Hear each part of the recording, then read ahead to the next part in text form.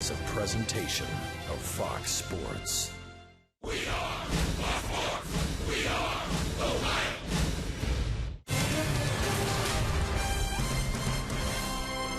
A big day yesterday for Homer Bailey on the mound. 8 strong innings, and he gave his team a lead with a 2-run single. Moments later would score on a home run by Billy Hamilton. And the Reds win 2 in a row and take the series from the Phillies. We welcome you to Great American Ballpark on this Monday night. And look who's in town. At one time, one of the great rivalries in all of baseball, the Los Angeles Dodgers in to take on the Cincinnati Reds. And hi again, everybody. Alongside Chris Welsh and Jim Day, I'm Tom Brenneman. Great to have you with us on this Monday night. Now, we wondered yesterday, after injuries over the weekend to Yasiel Puig and D. Gordon, would they be ready to go tonight?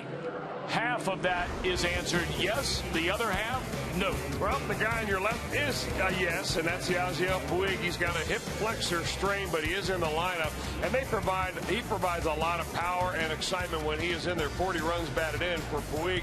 D. Gordon, he's the fast guy. He's a guy that gets on base and makes it happen just like Billy Hamilton does. He's got a hip problem, too. Not in the lineup tonight, but day to day. All right, let's talk about tonight's pitching matchup. And it makes you wonder, Chris, you and I were talking about this a little while ago. If Matt Lato's start tonight for Louisville goes well, we know he's in the rotation this weekend, and somebody's out. Is it down to Cingrani and Alfredo Simon? Well, I'm not so sure he's really thinking about that, but I got to think that even the most pessimistic Tony Cingrani's thinking, if I go out tonight and I have a sensational game, they'll just second think maybe sending me out to the bullpen or down to the minor leagues, and maybe they'll make the move with Alfredo Simon instead. You see what he's done since he's come off the disabled list, and he's not been all that great. 0-4 overall, earned run average over 5. Early in the game and early in the count is what's been getting to Tony Cingrani. We'll see if he's able to correct that tonight. He'll face Danny Herron, a veteran, no longer the hard-throwing 94-mile-an-hour pitcher that he once was with the Cardinals and then the Diamondbacks. This guy's getting it done with a lot of different pitches, but he's been giving up the home run ball. We'll see if that is a bugaboo for him this evening. All right, when we come back, when these two teams got together in L.A. a couple of weeks ago, low-scoring, tight games. Are we expecting more of the same tonight? Jim Day's a busy man. He has back and throughout the night updating you on Matt Latos and Joey Votto.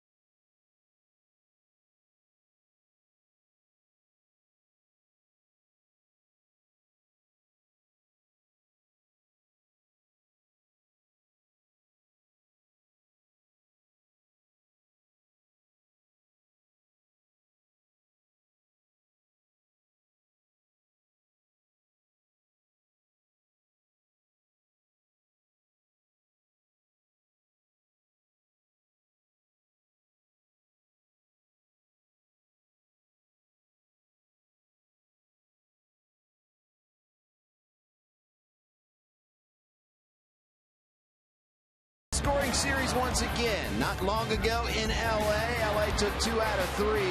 And you look at the runs per game, not much. The average certainly putrid. Strikeouts were up. Walks were down. Reds certainly owe the Dodgers one, but they hope they can score enough runs to do it. Our Elk and Elk storylines tonight brought to you by Elk and Elk. Serious lawyers for serious injuries. Call 1-800-ELK, Ohio. Fewest combined runs per game since 2012. This matchup right here features the least amount of combined runs. When these two teams have gotten together, only 5.7 runs combined per game. Dodgers also on that list with the Nationals, Padres, and Braves as well. So who can get to the other starting pitcher first? We'll find out. Boy, in the 70s, what a rivalry this was. The rivalry returns to GABP. Tom and Chris have the lineups and first pitch next on Fox Sports Ohio.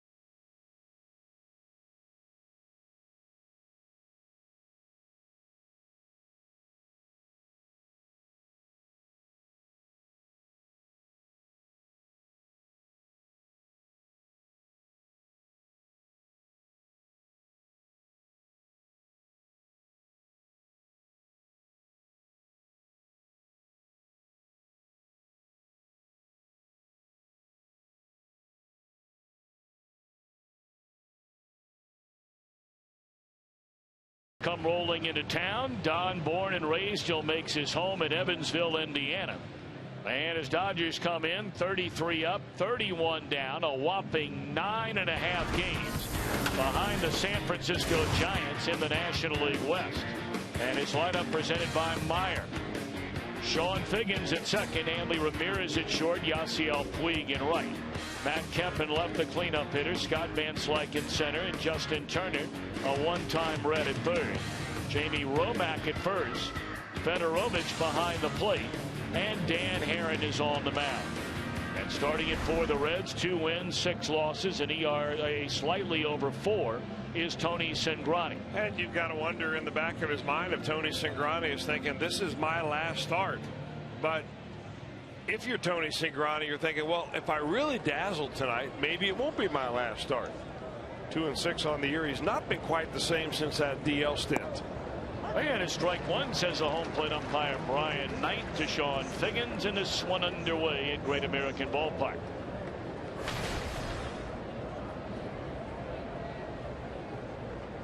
Figgins at 255 with 1 run batted in, and he takes strike 2. Dodgers have a lot of guys either out of the lineup with injury or out of the lineup because they're on the disabled list. Now, we were told that D. Gordon is okay, well enough to play tonight, but with a left-hander on the mound, they figure he'll come back tomorrow. 1-2 on Figgins. The Dodgers had lost 6 out of 8 games. I mean, they have been reeling up until the weekend where they won 2 out of 3 over Colorado. But boy, when you look at their team payroll, upwards of $230 million, and then you look at their lineup tonight, you can't believe it's the same team. Figgins gone swinging, and that's the way the Dodger first inning begins. Here's the Reds on defense, presented by your Ford dealers.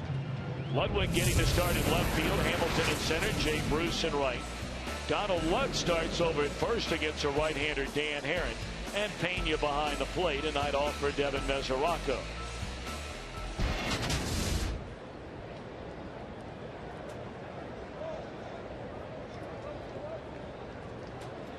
Don Mattingly made the move recently, putting Hanley Ramirez into that number 2 spot in the batting order, and so far that's proven to be a pretty good move.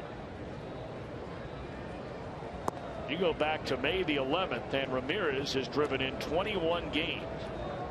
21 runs, I beg your pardon, in 23 games.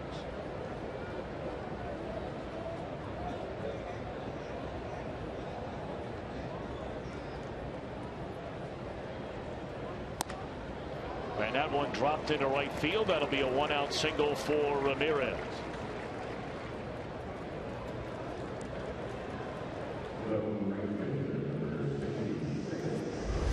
Well, he got really kind of jammed on that fastball, a little bit late on it, but he's got enough bat speed still, Hanley Ramirez does, to get enough bat on it to get into the outfield. Now Yasiel Puig playing in his first full year in the major leagues. You may remember he was a talk of the entire baseball world when they brought him up in early June last year. Their season spiraling downward, dead last in the National League West. And they would go 30 games over 500 after his arrival. He was not only the National League Rookie of the Month last June, he was the National League Player of the Month last June.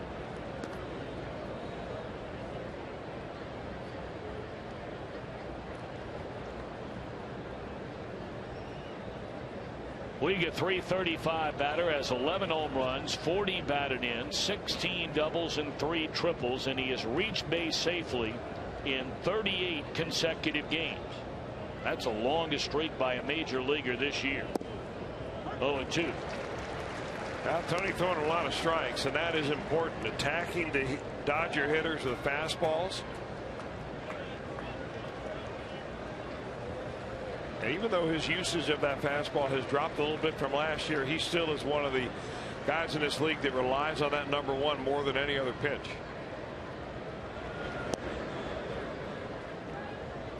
You've been making the point, Chris, for quite some time about all the effectiveness that we saw from Cingrani last year, and a lot of that had to do with getting people out throwing fastballs up in the strike zone. We saw that through the first 5 innings of his last start against the Giants, and he wound up giving up 3 runs and left the game in the 6th inning. Came back with a fastball there. It's still 0-2 on Puig. Well, here's the change in the repertoire that we were talking about last year. You see the first column, he threw at fastballs 82% of the time, so he's down almost 10% on that. What he has done is picked up usage of his slider, and he's using a lot more change-ups as well. But that slider change is the biggest one, and that's a pitch that they tried to get him to use more really ever since the first day of spring training.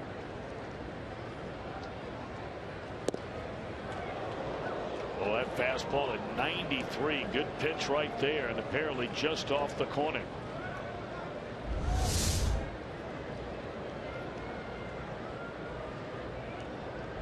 How do you take it? 1 ball and 2 strikes on Yasiel Puig. Runner at first, 1 out. Now Ramirez has 8 stolen bases in 10 attempts. As we know, Cingrani has an excellent pickoff move. But if you guess right, he's so tall and so long, and it takes him a while with that rather unorthodox delivery to the plate to get the ball to the plate. So if you happen to guess right, teams have been successful running against him, but they don't try it all too often. And there goes Ramirez, and a foul ball out of play.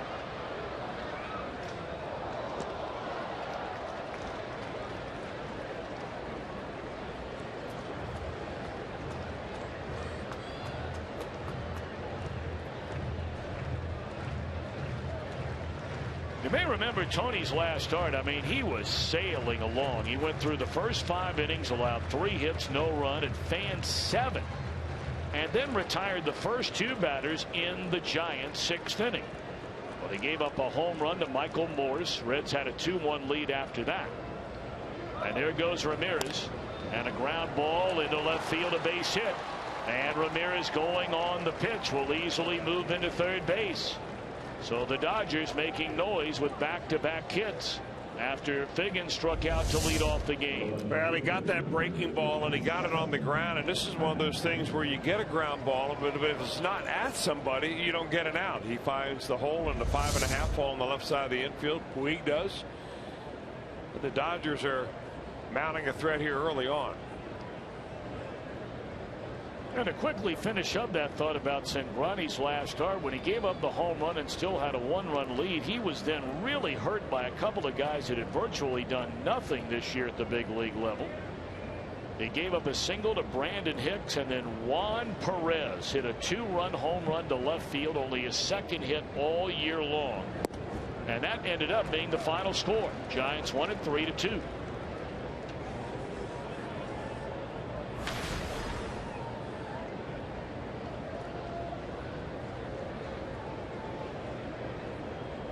Matt Kemp reached base safely in all 3 plate appearances yesterday in the win over Colorado. He has them on the corners with 1 out here in the inning. Yeah, that move by Cingrani is one that is so good, and it is rather deceptive. And you're right, Tom, if you go on first move and you pick the right one, you're going to get into second base standing up. But he picks guys off that aren't even stealing. And that's the difference between a hold 'em close move and a real deceptive move.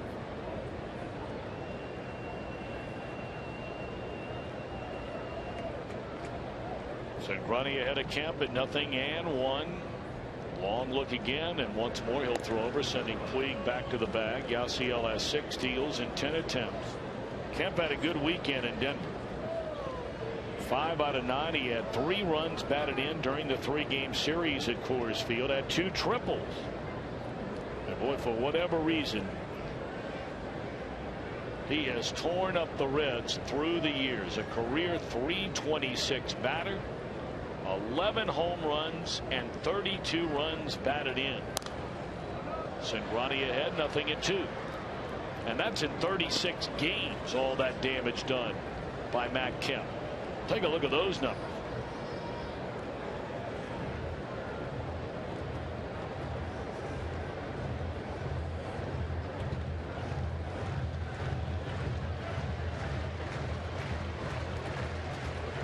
Ramirez, a 1-out single, now at third after the single by Yasiel Puig. 1 out. And the 0-2. Back over the mound. And they get one, and they get the double play to end the inning. How about that? Reds coming to bat against Dan Herring after a scoreless top of the first inning.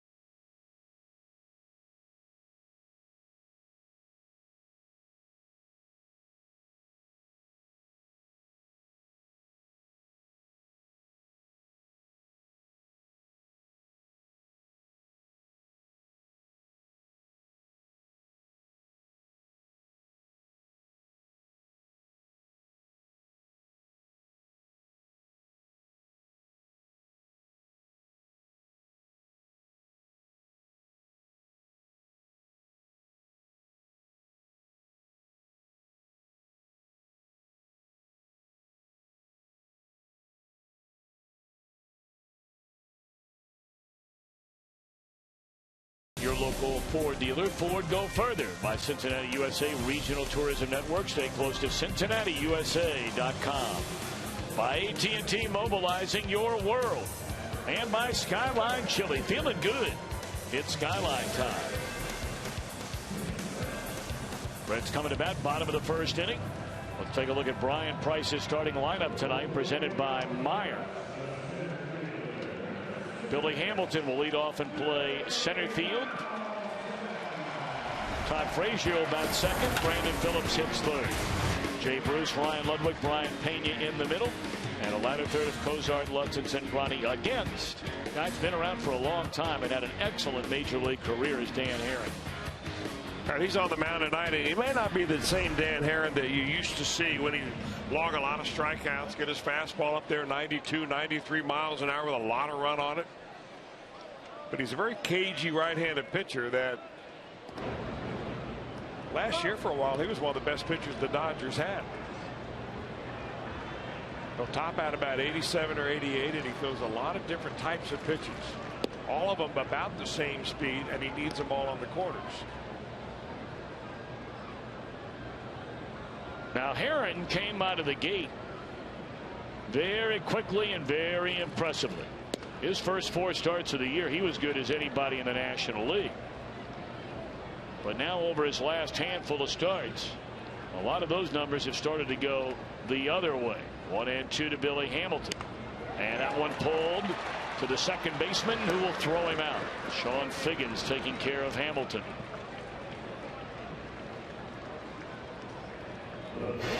Dodgers on defense. Scott Van Slyke starts in center. No Andre Ethier tonight. They have Carl Crawford on the DL, so Kemp in left and Puig in right.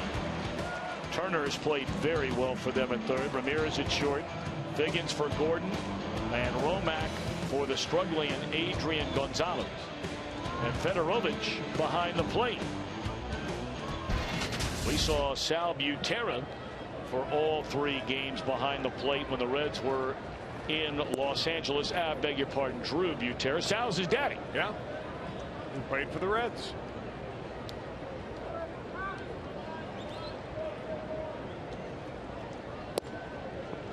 One and one to Todd Frazier at 279. 13 home runs, 32 runs batted in. Now Jim Day is standing by as promised. We will keep you updated through this entire game on the progress of Joey Votto and of Matt Latos, both of them at Louisville, as Frazier grounds out to Ramirez. All right, Jim Day, the first of many times we'll check in with you tonight. Joey Votto, first time up, grounded into a double play. On the other side, Matt Latos is through 1, a scoreless inning. They did not get a hit. He threw 10 pitches. That's good detail right there.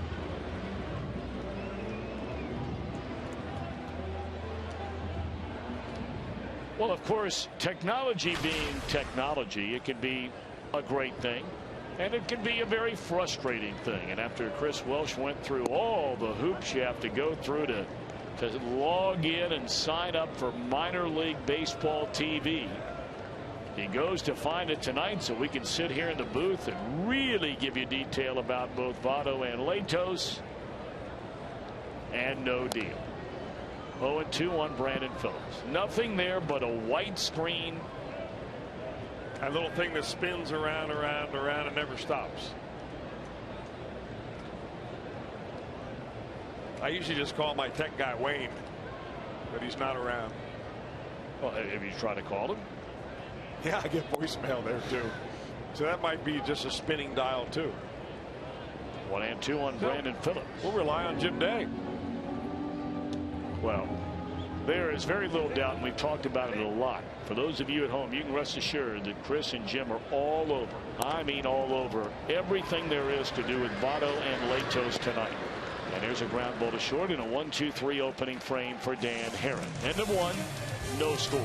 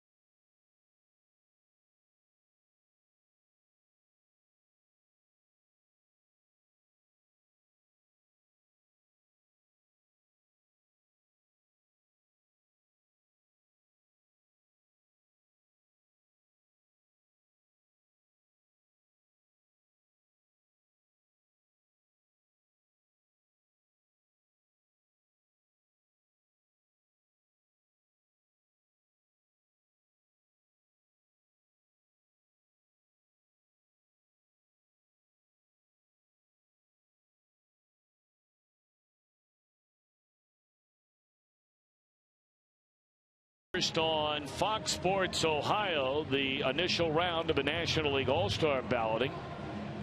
Not a surprise you'd see Stanton and Puig, but Charlie Blackmon having a great year for Colorado, piling up the votes, and apparently the Rockies fans are stuffing that box. Arenado at third, Tulowitzki at second, Utley and Gonzalez on the right side, and naturally Yadier Molina behind the plate. The Home Run Derby coming up on Monday, July the 14th to begin the All-Star event. And then, of course, the All-Star game on Fox Tuesday, July the 15th at 7:30 Eastern Time. And the balloting runs up until the 3rd of July. No score. We begin the second inning, and boy, complaining right out of the gate. On a first pitch strike is Scott Van Slyke. 246 batter, 4 home runs, 7 runs batted in. Well, you talk about the loneliest job on the planet. Well, they have everybody healthy, and much has been made about the Dodger outfield. 4 guys for 3 spots. Kemp, Ethier, Puig, and the injured Carl Crawford. Playing time tough to find for Van Slyke. Although not so much right now. As we mentioned with Carl Crawford on the DL, you may remember he got hurt when the Reds were out there in Los Angeles.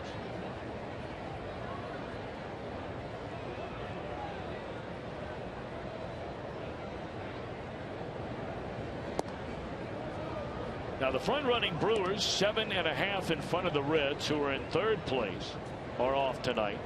The Reds are 2.5 behind 2nd place St. Louis. The Cardinals are off tonight.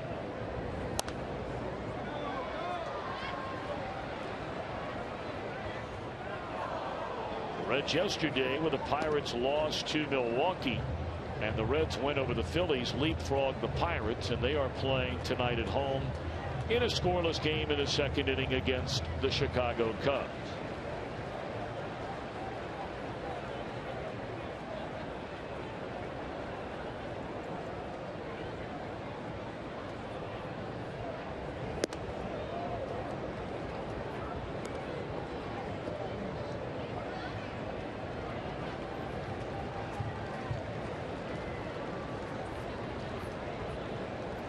Payoff pitch now to Van Slyke.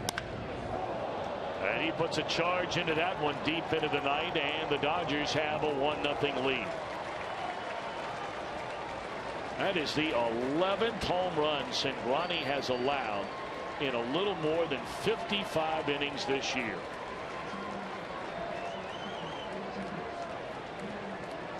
Well, you know, we talk about Tony Cingrani and that high fastball. Most pitchers want to keep the ball down. I really believe that Cingrani wants to get it up. But look where this pitch is. That's down around thigh high, just a little bit above the knees, and that's not where Tony Cingrani lives with that 4-seamer. If you're going to live down around the knees, a 2-seam fastball should be your pitch of choice. That 4-seamer is best right across the letters, and I really believe that's where he's given up most of his home run balls, on balls down rather than up. The problem, though, is that if you're diagnosing Tony Cingrani and you're trying to advise him going forward and you want him to throw a breaking ball, well, it's accepted that most curveballs and changeups are better down in the zone. So what do? You teach him to throw high changeups, because if you throw fastballs up and breaking pitches down, hitters are going to pretty easily decipher that immediately. So that's a kind of conundrum right now that surrounds Cingrani and how to use his stuff most effectively. 1-1 at Justin Turner, and the fastball is up and away. 2 balls and a strike. Turner at 264, 3 home runs and 15 runs batted in for Van Slyke, his 5th home run. And the Dodgers out to the early 1-0 lead. And a base hit by Turner.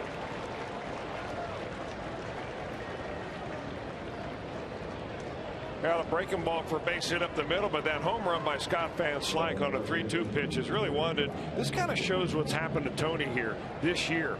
6 of the 11 home runs that he has given up this year so far are leading off an inning. Now, the good news is those are all solo shots. The bad news is that when you do it leading off an inning, you've already given up a run before you can turn around and kind of get your feet wet.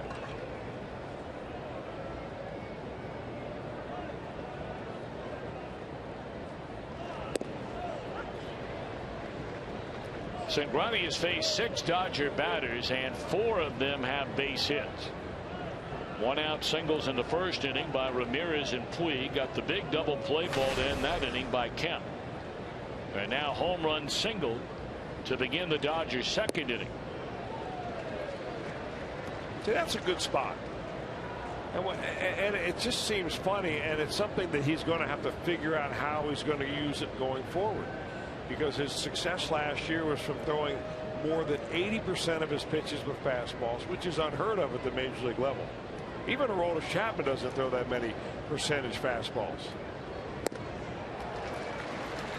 And there's another high fastball up and away that the batter sees. They think they see it very well. The bat doesn't catch up to it. And it's a strikeout. Chris, I think most fans, and I'm a fan, they would ask the question, and I think it's a legitimate question. If it worked last year, why change it? Well, I agree. But you always have to have a backup plan that if your velocity's down, you know, you have to figure out eventually to use more than just one pitch. And that's what the Reds have been trying to do with Cingrani, and that's a good plan. You've got to be able to throw a changeup. I mean, Mario Soto was a high fastball pitcher. His second pitch was a changeup, outstanding pitch. He never really got the good hang of a hard slider because he'd have to throw that down in the zone, and hitters were on it. But you know, if you look back in history and you say, well, what pitchers out there really did well with high fastballs? The 2 guys that come to mind, Catfish Hunter and Jim Palmer, both kind of over the top guys, and they would throw a big curveball that would come out of the same plane as that fastball and then drop into the zone. Right now, Cingrani's pitch, his off-speed pitch, is a changeup and a slider. That one right there. Good play by Cozart. They get the lead runner at second base, and that's all. So Fedorovich bounces into the fielder's choice, and that'll be Dan Herron with 1 in, 2 out, and 1 on. And that was a good pitch by Cingrani. A slider had a little bit of bend in it. Got a ground ball out of it. Got the hitter way off of his fastball or off the speed of that pitch. This kid's got a load of talent. There was just no doubt about that. I mean, he's still, in all of his 28 major league starts, has not given up more than 4 runs in a game. I mean, that is incredible. And even with that stat, he's risking losing his spot in the starting rotation based on the Reds getting healthy and getting Matt Latos back. 0-2 on the pitcher Dan Herron, who has 3 hits and 23 at bats on the year.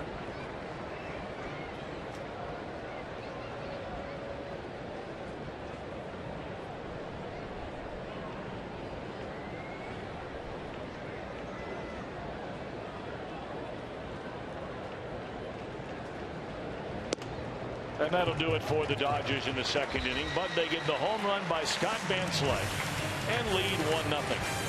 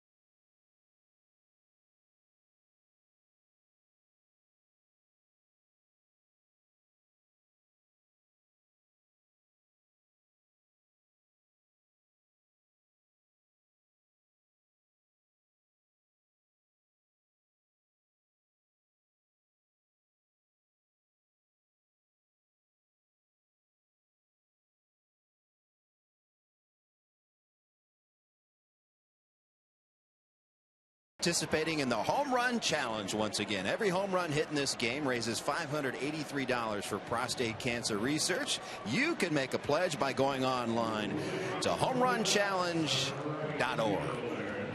I'm Jim Day down here by the Reds dugout. Scott Van Slyke's solo home run has the Dodgers out in front of this one. When he was called up in 2012, he helped the Dodgers set a major league record. If that name is familiar, Andy Van Slyke is indeed his dad.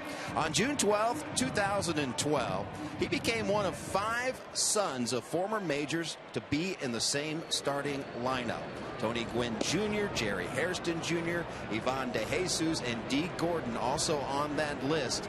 So they set a major league record on that day, and it brings back memories of when the Reds had the Boone brothers and the Larkin brothers in the same lineup, September 27th, 1998. Boy, Jim, you came ready to roll tonight.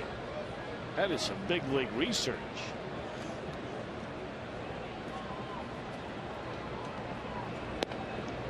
Jay Bruce, a count of 2-1. Dodgers in front 1-0 as Jay leads off the Reds' second inning, to be followed by Ryan Ludwig and Brian Pena.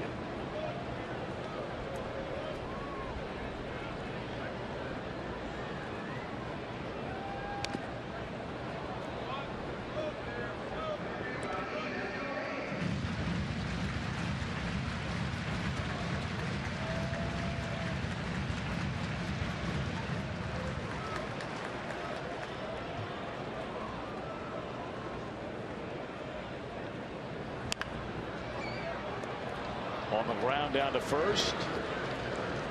And that's a first out here in the Reds' second inning. But Dan Herron's retired the first 4 and will now face Ryan Ludwig.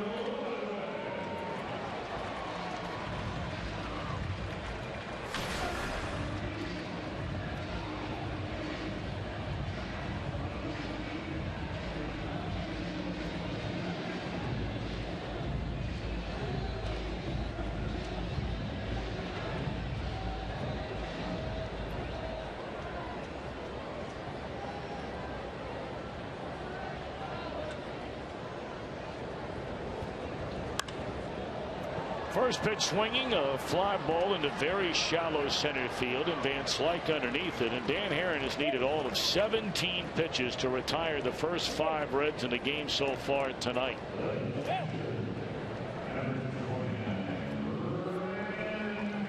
Now Brian Pena. Well, the Dodgers saw Pena. He was red hot. Had that 9-game hitting streak. He does not have a hit on this homestand. Hoping to get that turned around right here and right now with 2 outs and nobody on in the second inning. Ball 1.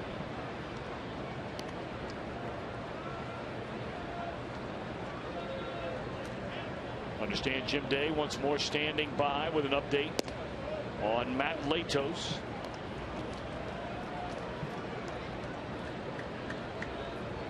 We'll be checking in with Jim Day here in a moment. Latos on the mound for Louisville in Pawtucket, and getting it going maybe tonight again is Pena. He bangs one into right field. He's the first Reds base runner of the game. In fact, Reds catchers, as great as they have been offensively all year long, and they have been great, but that is the first hit by a Reds catcher since last Tuesday night against the Giants. Wow.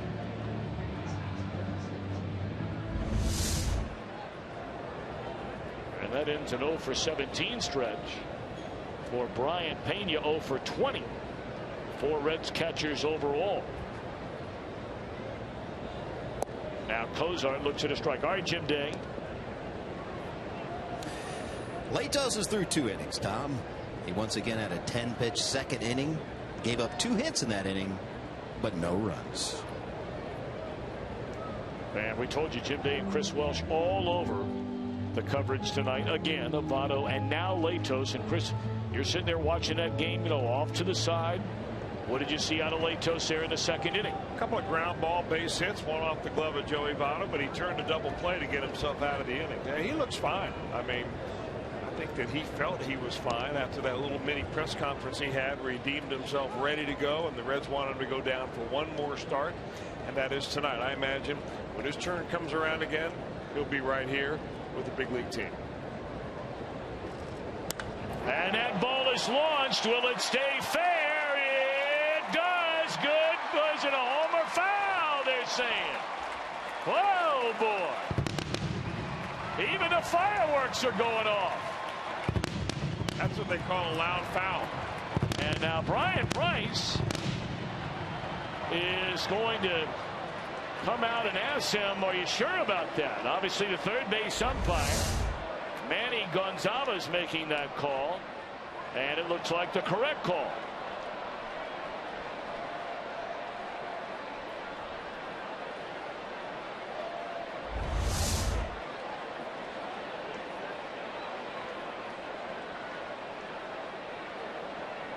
Now, Brian does not have to ask for a review. The initial stages of Major League Baseball's instant replay system dictated that home runs, fair or foul, did they clear the wall, they can automatically be reviewed without a manager's challenge to a call. Yeah, he can ask the umpires to get together, discuss it, and see if it is deemed worthy of having an umpire review without charging him one. And all he gets is one. Well, they're going to get a look at it here one more time just to make sure. Shouldn't take long.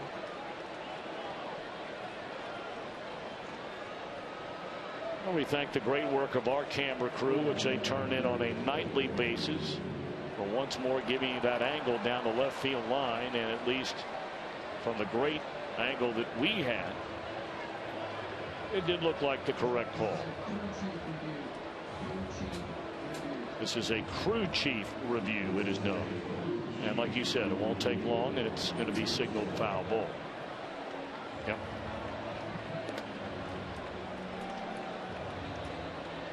Well, you brought up earlier, Chris, I mean, when you're sitting there trying to crunch some of the numbers on that computer before a game, and Herron's been susceptible to the long ball this year. Well, he has, especially lately. I mean, Herron has given up, first of all, a lot of home runs against the Reds. But in the last 4 ball games, he's given up 7 home runs. In the first 8 starts, he'd only given up 3 home runs.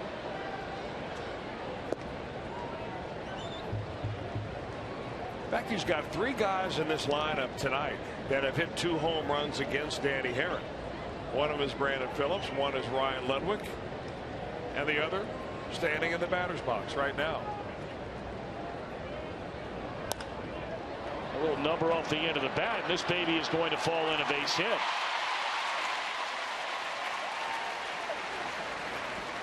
So back-to-back 2-out singles by Pena and Cozart will keep the inning alive for Donald Lutz. Well, how do you follow up a foul ball home run? How about thinking one in over the second baseman's head?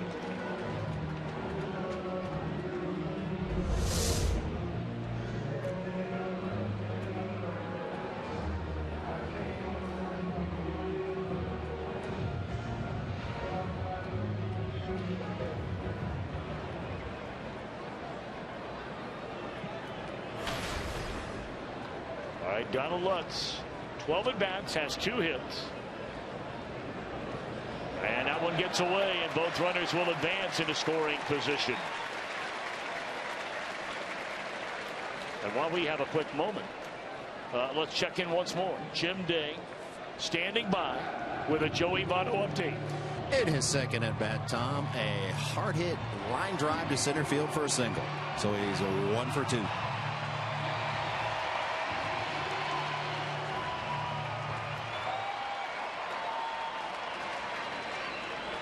That is now 2 hits and 5 at bats for Joey Votto.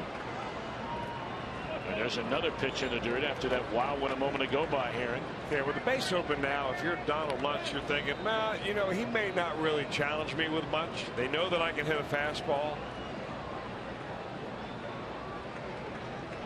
And they're just going to go ahead and put him on base and take their chances with the pitcher, Tony Cingrani.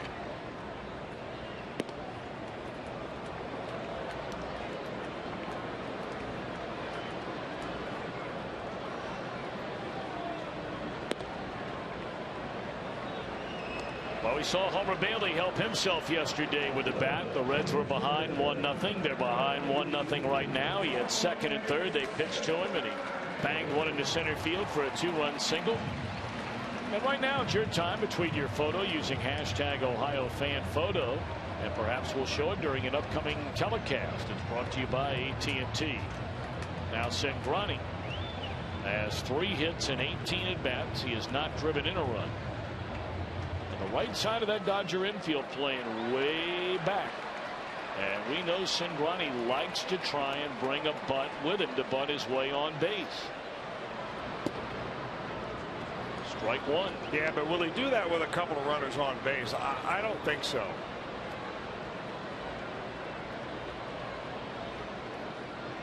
Got a good swing. That's a problem when you're facing a veteran like Heron, who's got a lot of different pitches and breaking balls and stuff. You know, you get that first strike in there, and now he's going to toy with you, make you chase stuff down the dirt. He throws a splitter, a curveball, slider, cutter. And it gets away from the catcher, and the Reds will tie the game. Perhaps trying to be a little too cute with a pitcher up there on a 2-strike pitch. I think you're exactly right. I think it was a splitter, and you know that pitch is not really normally designed to be a strike. And this one, he just gets over the top of and gets away from Fedorovich, a catcher. Man, with the pitcher at the plate on an 0-2 count. It's a good break. And that one misses a weight. Even the count now on Cingrani at 2 balls and 2 strikes. Well, you got to believe Heron's going to throw you a strike here. The last thing he'd want to do, even though he's been around a long time, is go to a full count. Well, we'll see if Cingrani gets something to hit.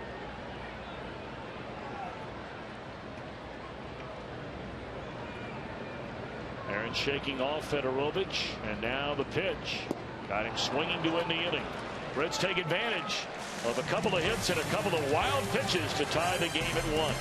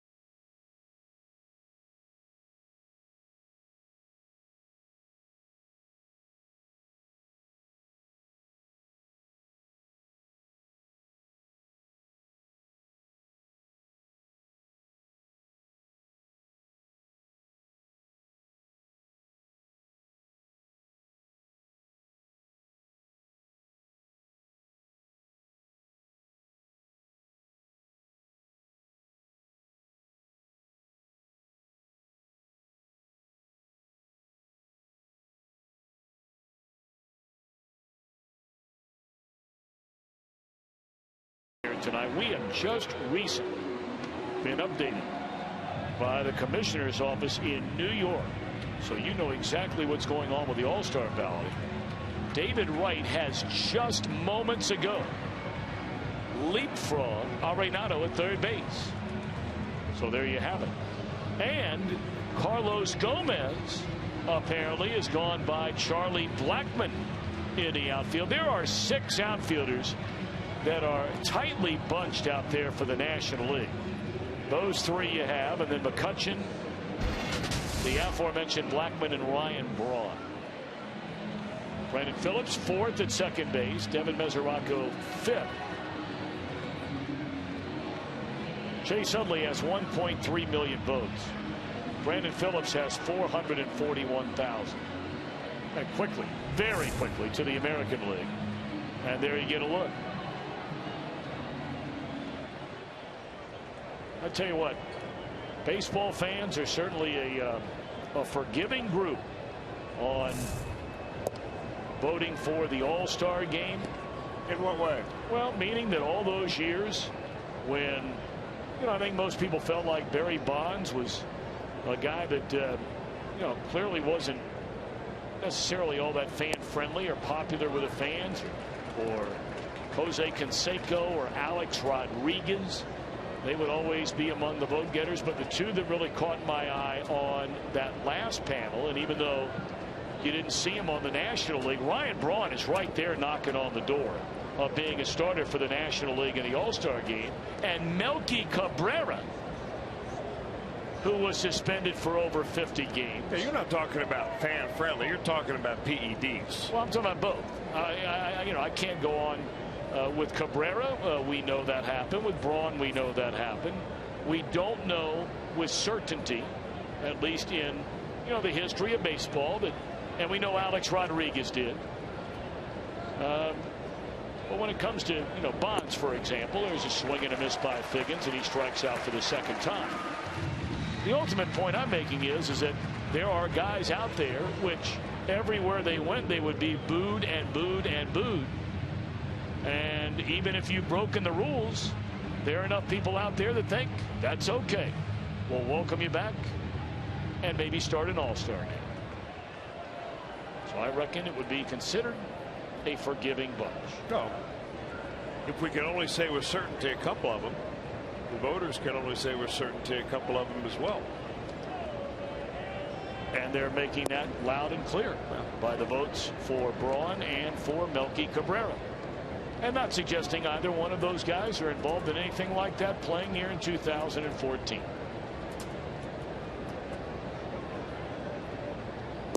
One game. Dodgers bat, one out here in the top of the third inning.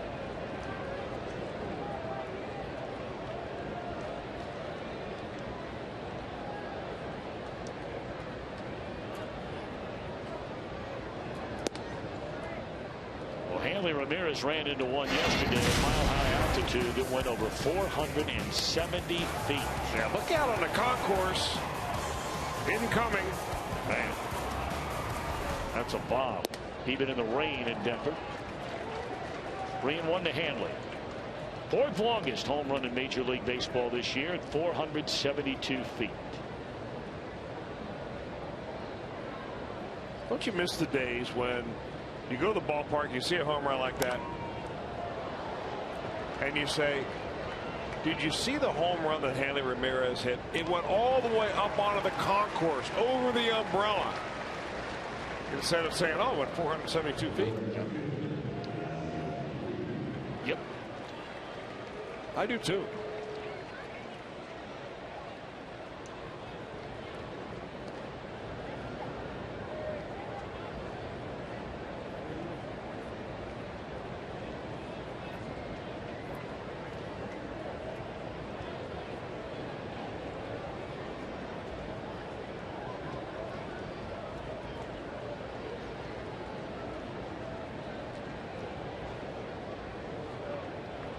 So now to be Yasiel Puig, and he's behind strike one.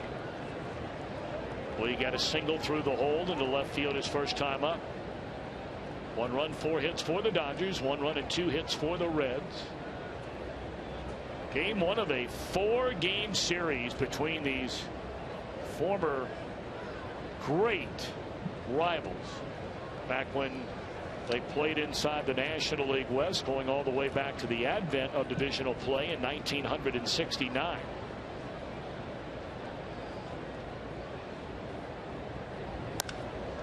That ball in the air to right center field, and it's a 1-2-3 inning for Tony Cingrani. Top of the order coming up for the Redlegs in a 1-1 game.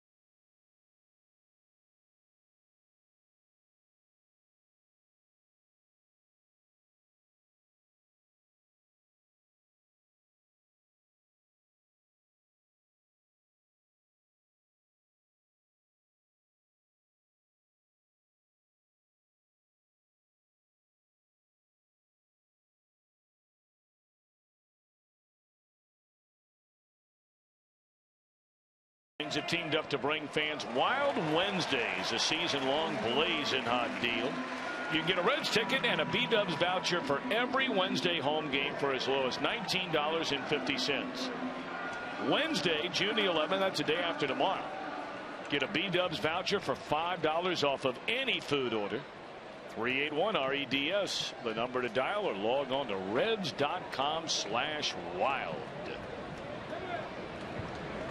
Top of the order against Dan Herron in this 1-1 game, last of the third inning in Cincinnati. And Hamilton to the hole at short. Ramirez turns it loose. Good play by Hanley Ramirez. One away. Now, no crow hop there, no setting your feet, no making sure that you get your feet going behind the ball. You just set and get rid of it. He's got plenty of arm to do that. He's been an all-star shortstop many times, and he gets Billy Hamilton that time.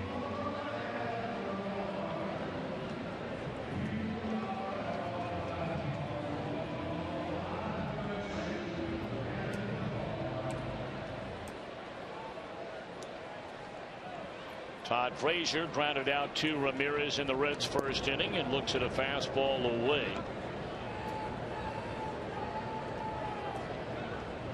Pirates with a 3-0 fourth inning lead over the Cubs. We'll keep you up to speed on that one tonight. And again, Jim Day and Chris Welsh will have another update momentarily on Matt Latos working in a third inning tonight. After a couple of scoreless innings to begin what many believe will be his final rehab start. He has not thrown a pitch for the Reds this year. And he was their undisputed ace in 2014 or 2013. Frazier jammed with that 83-mile-per-hour pitch in on his hands, and that's an easy out, 2 away. Well, infrared, it's a home run off that Toyota sign out in deep right center. Carl Bartles of Alexandria, Kentucky will win the new Tundra here at Great American Ballpark. And you can register for your chance to win. Just stop by your Cincinnati and Northern Kentucky Toyota dealer. Quick work Danny Herron makes of Billy Hamilton and Todd Frazier. And now he'll face Brandon Phillips, who grounded out to the shortstop, ending a perfect first inning. Strike one.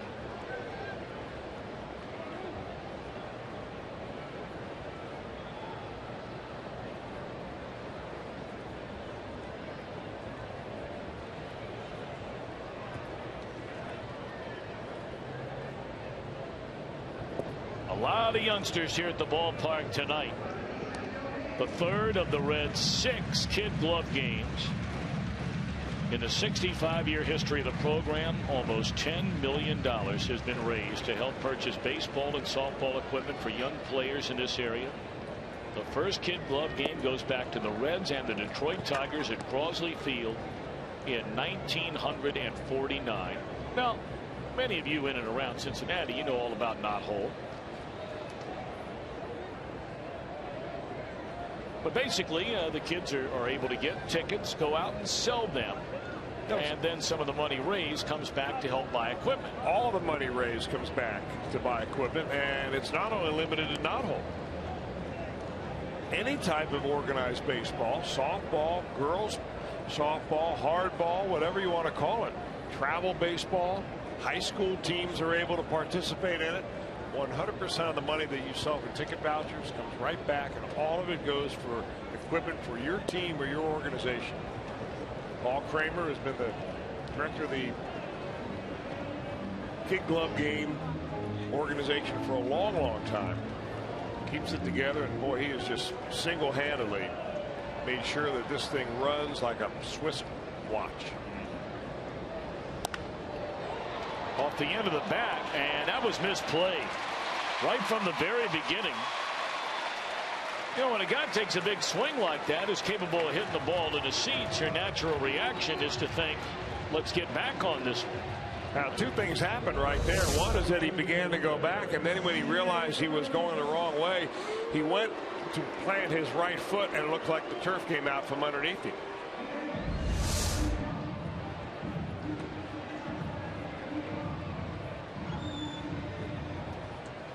Boy, his father was one outstanding player. Was a great defender. Primarily as a center fielder. His best years were spent with the Pittsburgh Pirates, his father. Played right alongside Barry Bonds. And Bobby Bonilla. Pretty good outfield. Later years, they would move Bonilla to the infield. And they had the one-time Red that really did a nice job for them for a couple of years later on in his career, and Gary Reedus.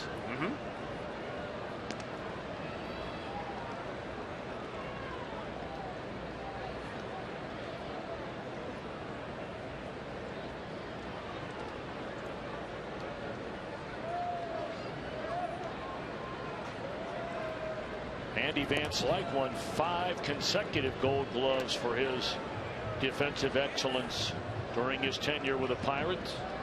He was a lone man standing, really, of all those great players they had on some very good Pirate teams that won 3 straight divisional championships. That one blasted down the line, but fouled. And I'd say last man standing, they had Bonilla. He wound up leaving to go to the Mets. They had Bonds, who left for the Giants.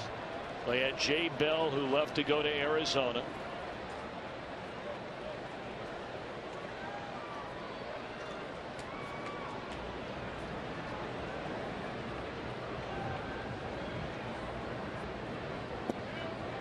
Two and two to Jay Bruce. Of course, the second best pitcher they had during that run for the Pirates wound up becoming a Red. If I'm not mistaken, won 20 games as a Red. John Smiley. Or came close to winning 20. He was mighty good when healthy. Gone swinging is Bruce. 1 hit, 1 left. It's a 1-1 game at the end of 3.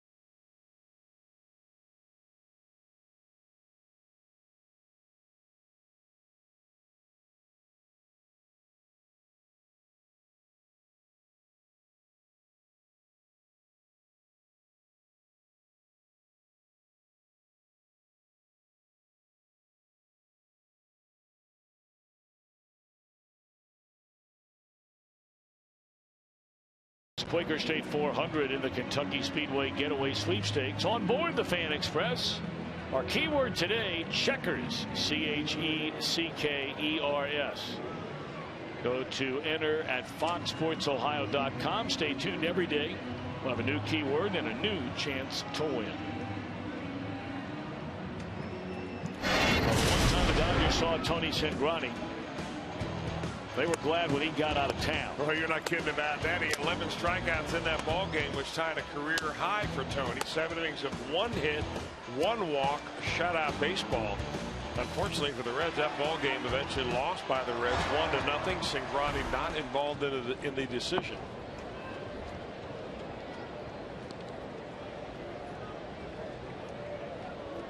Hey, he did it less than 100 pitches. That's the goal tonight, by the way, of course, for Matt Latos as he toes the rubber in Pawtucket. I understand that Jim Day has another update. We know that Joey Votto is 1 for 2 at the plate tonight. All right, what about the third inning now for Matt Latos? Jim Day. He did walk 2 batters in that third inning, Tom, but worked out of the jam a scoreless inning. He's up to 41 pitches through 3 innings, and the goal is to get him to 90 to 100. So he's on the mound right now, ready to start the 4th inning. Out of left field line, a missile off the bat of Kemp. And he's coming in hard to second base, and he is safe at second base. Good throw there by Ryan Ludwig. Really good throw by Ludwig.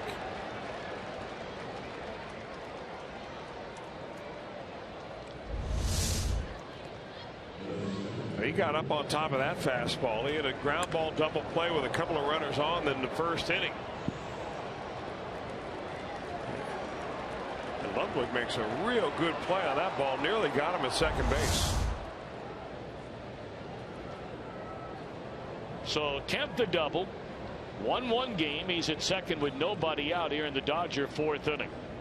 And by the way, when I mentioned earlier about John Smiley winning 20 games, that was his final year with the Pirates when he went 20-8. But boy, he was a good pitcher for the Reds. If I'm not mistaken, John Smiley, didn't he grow up in Pennsylvania? Yes, I don't think did. he ever left Pennsylvania, living there during the off season. Big deer hunter.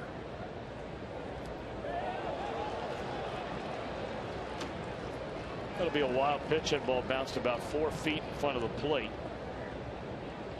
And so Kemp now standing at third with nobody out. Well, nobody out because Kemp led that inning off with a double, and that is again where Tony Cingrani's had some problems leading off an inning.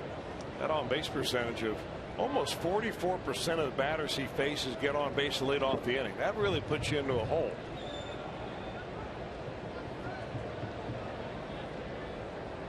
Van Slyke homered his first time up.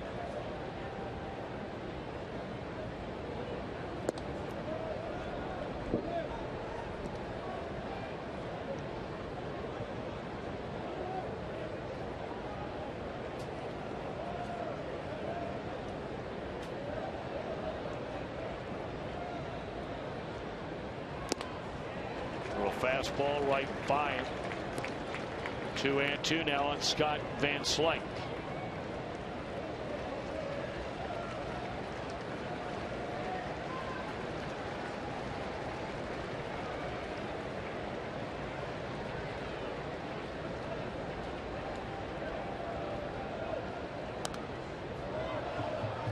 You see the target that Brian Pena is giving Tony Cingrani up. I mean, he wanted that ball up right around the letters. The one that Van Slyke hit for a home run we mentioned was just right above the knees. Look where he gives his target. He wants that baby right here, and that's where he gets it.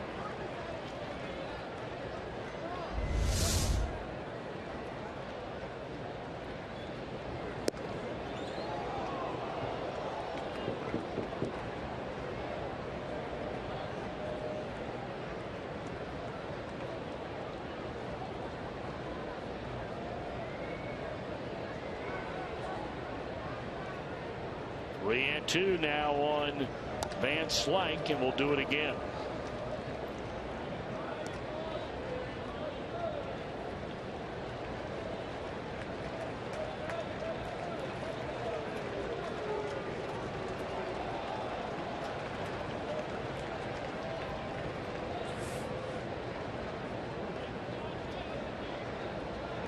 Van Slyke digging in, runner at third, none out, 3-2 on Van Slyke. And that's, holy mackerel.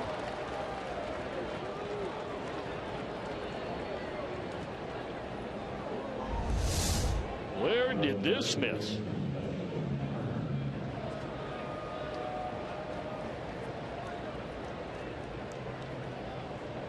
You know, I'm not so sure you get those marginal pitches down in the zone when the majority of your fastballs are at the top of the zone.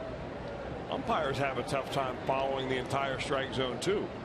especially low pitches like that, where they don't get as good a look at that as they do the high pitch because they're blocked out by the catcher and the catcher's glove. Now Justin Turner with runners on the corners and nobody out. Reds will give up a run for a double play ball. That's like 2 of 3 in stolen base attempts this year.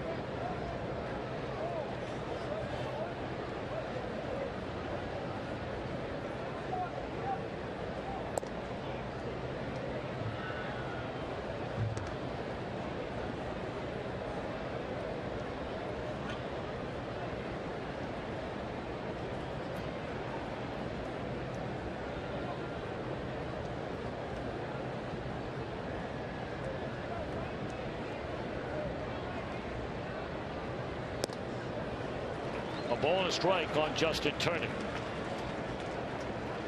Justin Turner, a little better hitter on the road than he is at home. About 30 points higher. And interestingly enough, the Dodgers are a better team on the road. They're 6 games over 500. The reason they're over 500 overall is because of their road record. 6 games over 500. 18-12.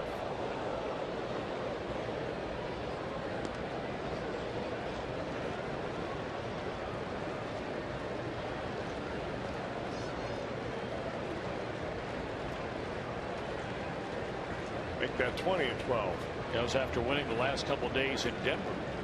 And it's identical to where the Giants are. Clearly the Giants are making unbelievable hay at home to have a 9.5 game lead over these Los Angeles Dodgers. And there they are. Milwaukee's been a very good road team. The only time they've been here, they lost 3 out of 4. How about putting that in perspective?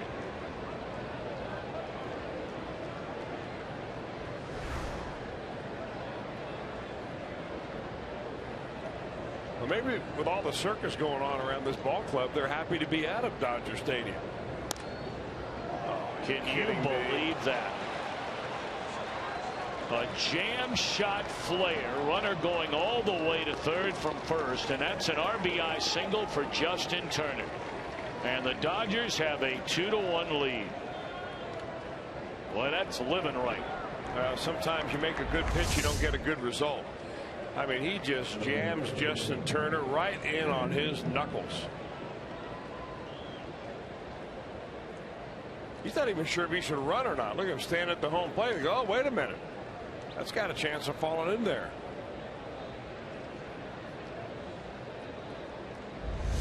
Still nobody out here in the Dodger 4th inning. You know, if you're Cingrani, here's what you got to tell yourself. I don't need to make a more perfect pitch than one I just made. The tendency is to think, I got to strike this guy out because every time they seem to be putting the bat on the ball, they're getting ahead. You just keep doing what you're doing. Jamie Romack struck out his first time up. Young man from Joey Votto's neighborhood. He's from up around London, Ontario. Jamie Romack, and boy, did he spend some minor league time before he finally got into the major leagues. 1,069 games in the minor leagues before he got a call up. Former number 4 round draft pick by the Atlanta Braves in 2007.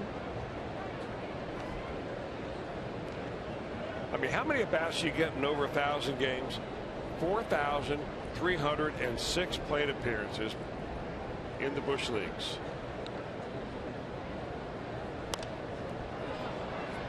Well, this is playable for Lutz, and that's the first out of the inning.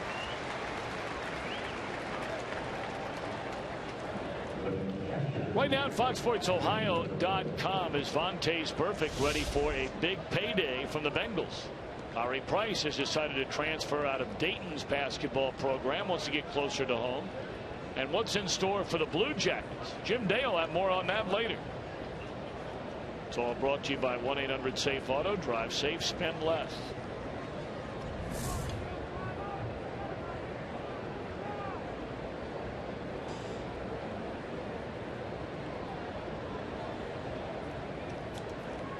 Fedorovich now with runners on the corners and 1 out.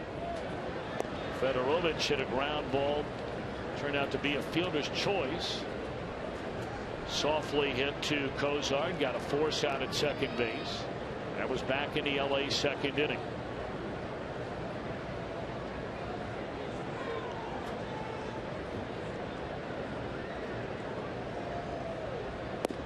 Fastball in there, strike.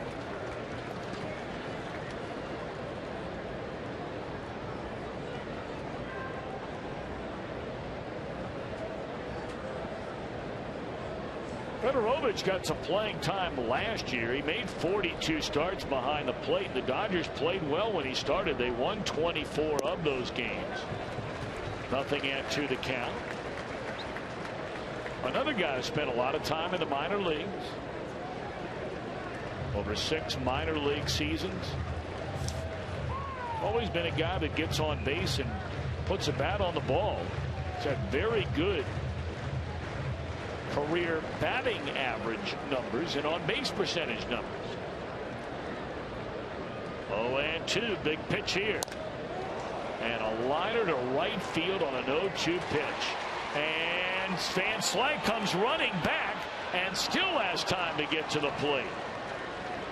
Boy, Cingrani ahead 0-2 in the count, and threw one that young man was able to drive into right field. 3-1 Dodgers. Well, it was a pitch again down in the zone. I mean down at least around waist high. You know, when you're Tony Cingrani and you live by that high fastball, you want to expand the zone upstairs, because that's where your strength is. And by being able to put a ball down like that, he gave Fedorovich a chance to get the bat head to the ball a little bit easier. And that's what I'm sure he'd like to have back. And now a liner off the bat of Herron will end the inning.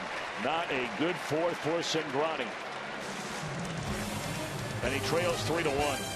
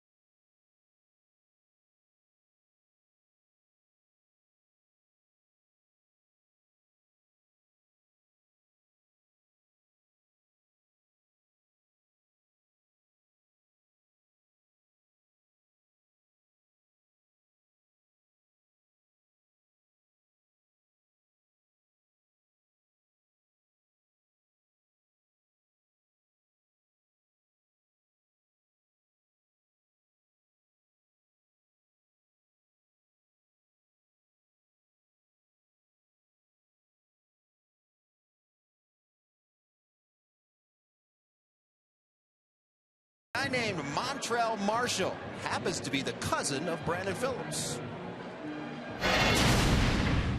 Hopefully I get to play next to him. You know, I would like to be here long enough to make that happen.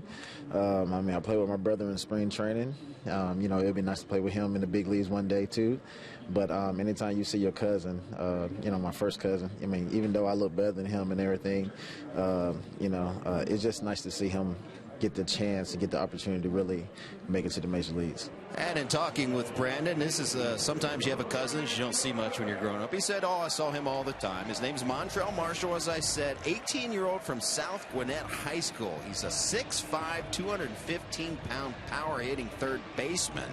And they hope he's a late bloomer because he concentrated on basketball mostly, then turned over to baseball. So hopefully the Reds have a gym. He certainly has the good bloodlines, boys. I wonder if he has taken some hitting lessons from Brandon's father, James. who of course worked with Granite growing up, has his own little hitting camp or a little hitting center down there in Georgia, right outside of Atlanta. Anytime Brandon needs a tip or two, James is right there with it.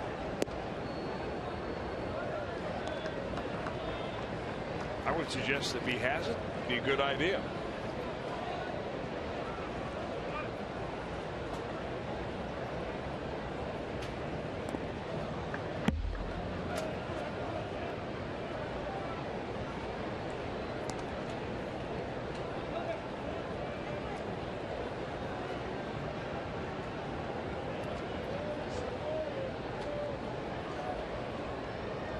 Two and one to Ryan Ludwig. He popped up to the center fielder his first time up.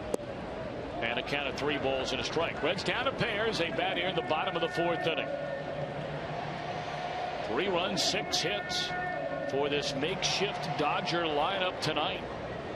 They have got a lot of guys that they never figured in a million years would get starts. Here's a high fly ball into deep left field and gone into the first row for Ludwig.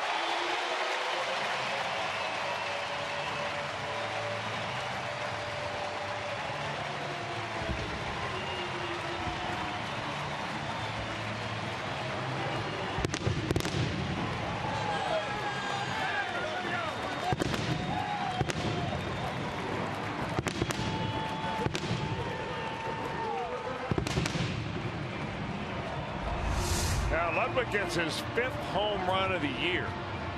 Yeah, I think that Danny Herron wanted that ball down and away. He had been pitching him down and away and then up and in. And that ball kind of floated over the center of the plate. Ludwig jumps all over it. 88-mile-an-hour four-seamer out of here. Now Brian Pena behind 0-1. Pena had a base hit into right field his first time up. Scored the first Reds run of the game.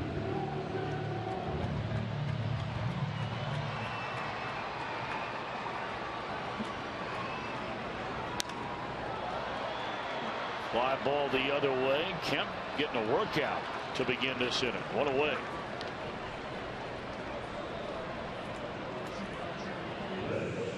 Now Danny Herron came into this ball game having given up 10 home runs, and you see where he's distributed them out. First 7 starts, home run stingy. That was the start that you talked about, Tom. And lately, though, he's given up 9 in the last 6 starts. And really, he says one of the reasons for that is that he throws his split finger fastball for strikes. It's a pitch that not too many people are able to throw for a strike, but he almost throws that for a strike 50% of the time. Although it was a fastball that Ludwig turned on. Tell you what, I don't know if there is a quicker worker in all the baseball than Dan Herron. I mean, when that right foot goes on the rubber and clearly on the same page with his catcher, there is no messing around. All right, GS bringing the energy. Chris talked about it earlier. Cozart has a pair of home runs in 1 game against Dan Herron, April of last year, and overall 4 for 6, including the base hit he had his first time up tonight.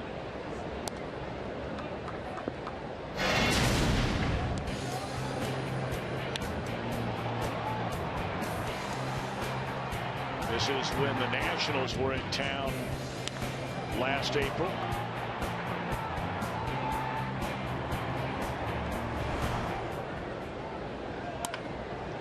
Hard hit ball, but right at Turner. Boy, you know, it just seems like every time Zach Cozart hits a ball hard, it's either to center field or to left field.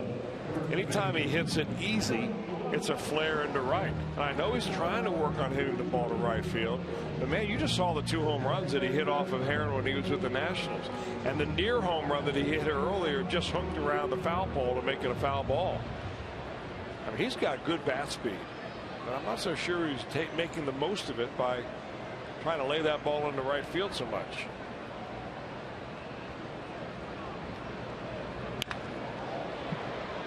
Well, that's taking a cut right there in the first pitch. You're not kidding. Big Donald Lutz jerks that one foul.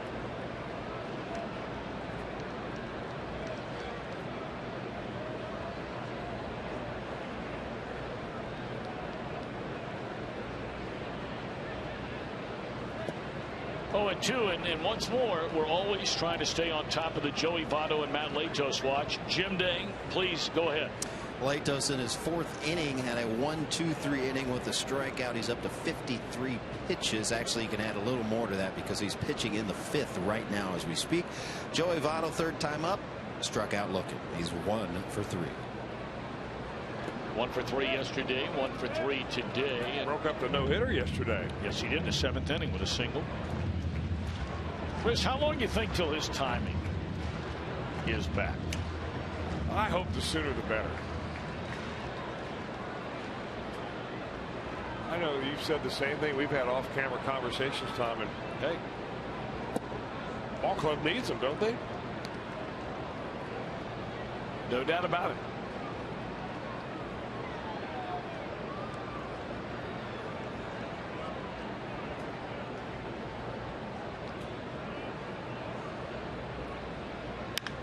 A high fly ball into right center field. Hang on a minute now. And room out there for Van Slyke. Well, they caught that one, but they couldn't catch this one from Ryan Ludwig. And it is a 1-run game at the end of 4. Dodgers in front.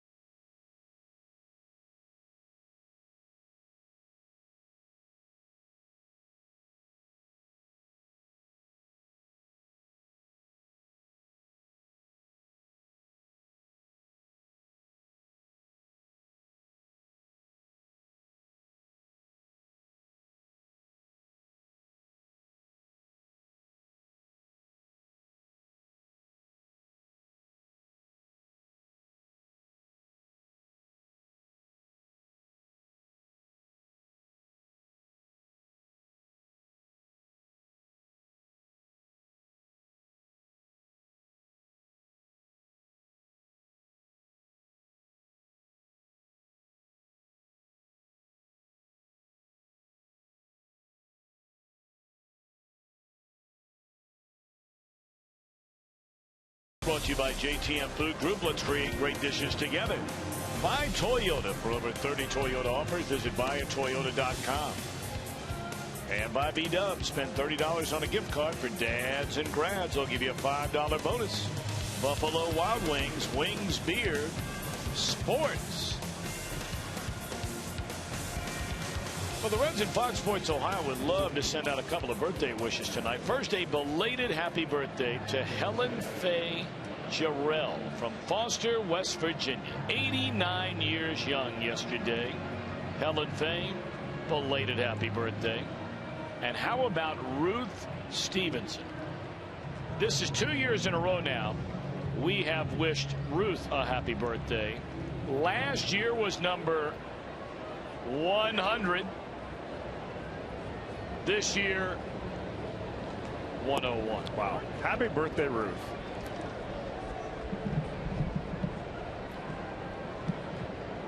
And the man who makes us sound so good each and every night here on Fox Sports Ohio, our audio main man, Jimmy Crow, 55 today. Jim, thanks for all your great work each and every day. Happy birthday.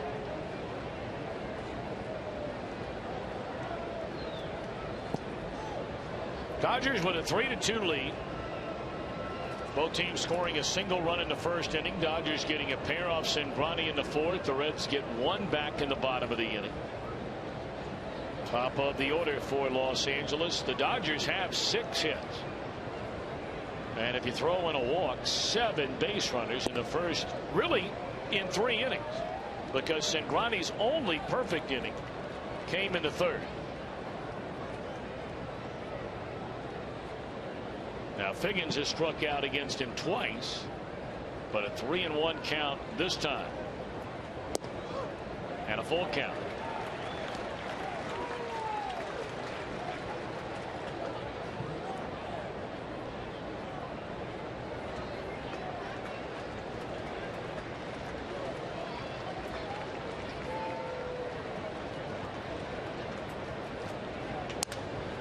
Broken bat roller foul.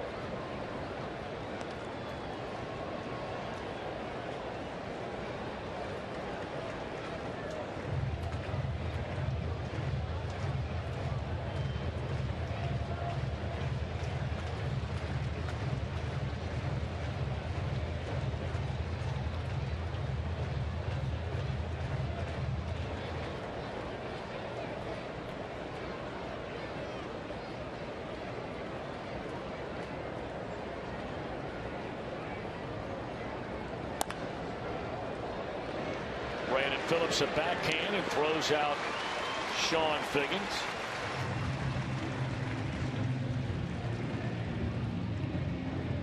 Now we saw that little kid sitting behind that Dodger. Now look at that. Okay, now I wonder if Jonathan Broxton did that number on him like he did Sam LeCure. Now, is it Broxton or is it Logan Ondrusek who's doing the barber work down there? I thought Jim Day said it was Jonathan Broxton. Jim, can you confirm or deny? Everything I know is Jonathan Broxton was the man. Okay. I wonder if he went to work to try and get the Reds' luck turned around on that little fella. He's looking good. When's Luke getting one of those? I think it'll be a while.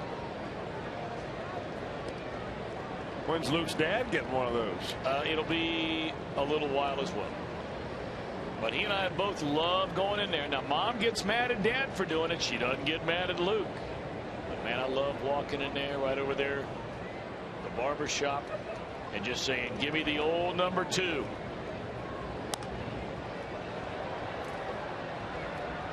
That one swung on and fouled out of play. But when Luke does it, it looks like $1 million. When Dad does it, he gets kicked around by Mom.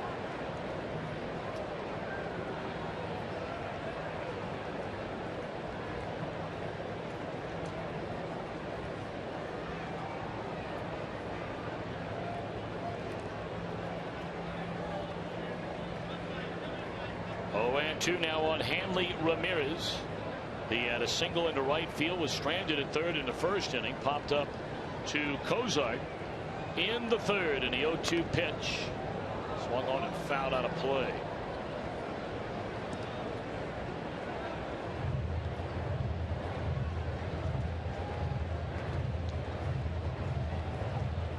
Restaurateur Jeff Ruby sitting over there where that foul ball came up. Chris acting like he wanted to go and try and get that ball. You believe in a word of that? Yeah, and the one before that landed almost in the lap of Evan Andrews, who runs Montgomery Ribs. Really?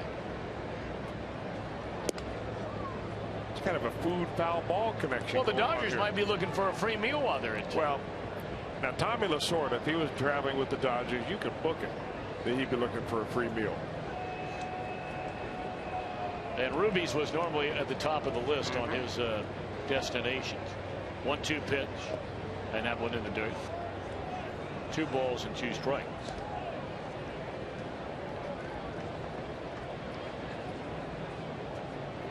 You can follow every Reds game with MLB.com and bat on your favorite mobile phone or tablet. You can download on the App Store. Visit Reds.com today. Chris, what was the name of that app you downloaded so you could watch the Louisville Bats tonight? Well, I just signed up. I tried to download the MILB. MILB. Which is minor league baseball app for the iPad. Evidently there isn't one. So then I tried to just get the game on my iPad. Couldn't do it. But I finally got it on my computer, and we've been watching Matt Latos. Well, you really got that thing angled, so you're seeing all of the screen, and especially zeroed in on Latos when he's on the mound and those Votto at bats. I got to tell you one more thing. Strike 3 to Ramirez. 2 away right there. Yes, sir. How about a Cholula first? Well, our flamethrower of the night. Good fastball, strikeout, looking for Tony Cingrani right across the knees to Hanley Ramirez. Brought to you by Cholula Hot Sauce. That one at 93. That's where Cingrani's been hovering around. I got to tell you, I got some emails from locals. Yes. Up there in Rhode Island. Really? And they're somewhat offended by the way you and Jim Day are referring to the hometown of the Pawtucket Red Sox. They asked me to tell you again that it is Pawtucket, not Pawtucket. Okay. So Pawtucket, I just thought I would pass that on to you. Thank you. Because I remember when I played as a visiting player there, I referred to it as Pawtucket. They didn't like it then either. All right, fair enough. I can certainly appreciate that. So thanks for passing that along. Pawtucket it is. And we'll be getting an update on what's going on in Pawtucket sooner rather than later. So whoever it was, whatever locals, and you run with a lot of that crowd up there in the Northeast, that highbrow crowd, they'll lobster crowd up there. Yep, I appreciate them passing it along. Lobster crowd. 3-0 on Yasiel Puig. Oh, wait a minute now. We understand we have an update from Jim Day. Jim? Well, I'm wondering why they're called the Paw Sox then, but that's another story. That's a very good question. 5th inning. Matt Latos gave up 1 hit, no runs. He is pitching scoreless baseball. He has thrown 64 pitches. All right, Jim, thank you very much. So what do you think about that? I would be interested to hear the answer to that from the folks who live there. So we're going to go with Pawtucket. That's the way they want it said. Be happy to do it, but I'd be curious as to the backside of that, the nickname that Jim Day just brought up. I mean, are they the Paw Sox instead of Paw Sox? Paw Sox? I cannot. I'm just relaying the message. Okay. Don't shoot the message. No, I'm not upset. I'm just curious. What would be their answer to that? Second walk given up by Tony Cingrani. And now he'll face Matt Kemp. I do know it's been the AAA franchise for the Red Sox for a long time. I know. Well, when my father used to announce for the AAA team for the New York Mets, and everyone in that town, that's another one of those where the locals call it Norfolk. And everybody else calls them Norfolk. But if you live in that area, like Pawtucket, for the folks down there around the big naval base, largest naval base in the country, it's Norfolk, Virginia. So if you say Norfolk, they immediately charge you the tourist prices. That's right. Norfolk, they get the local prices.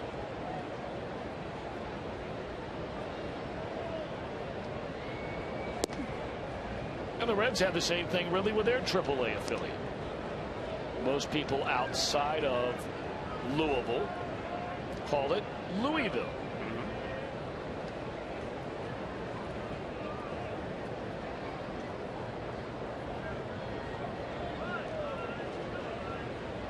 One and oh the count on Matt Kemp.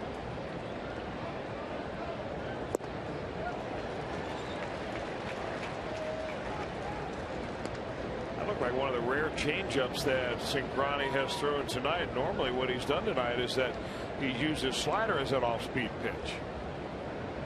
After Matt Kemp hammered a high fastball his last time up off the left field wall, he pulled the string very effectively that time.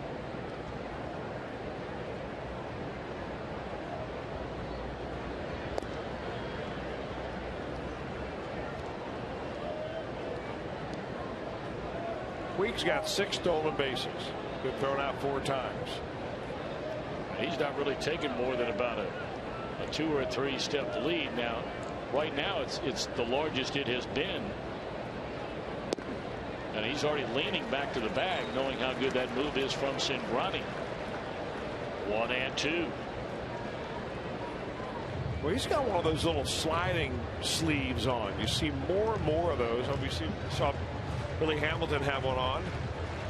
Hey, a couple of the Dodgers have put him on when he gets to first base. Make sure he doesn't jam his wrist. Now, the one that Billy has covers his fingers, too.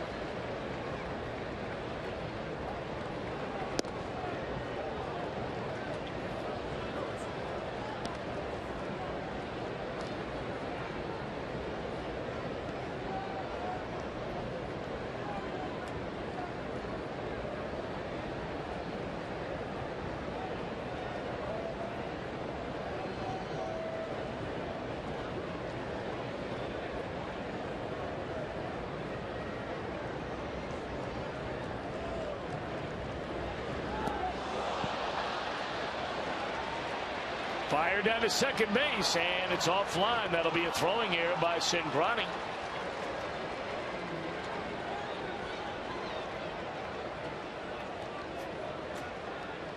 It appeared from up here that really Puig did not look like he was interested in running at all during that entire time. You got to remember that we talked about him at the very onset of the game this evening.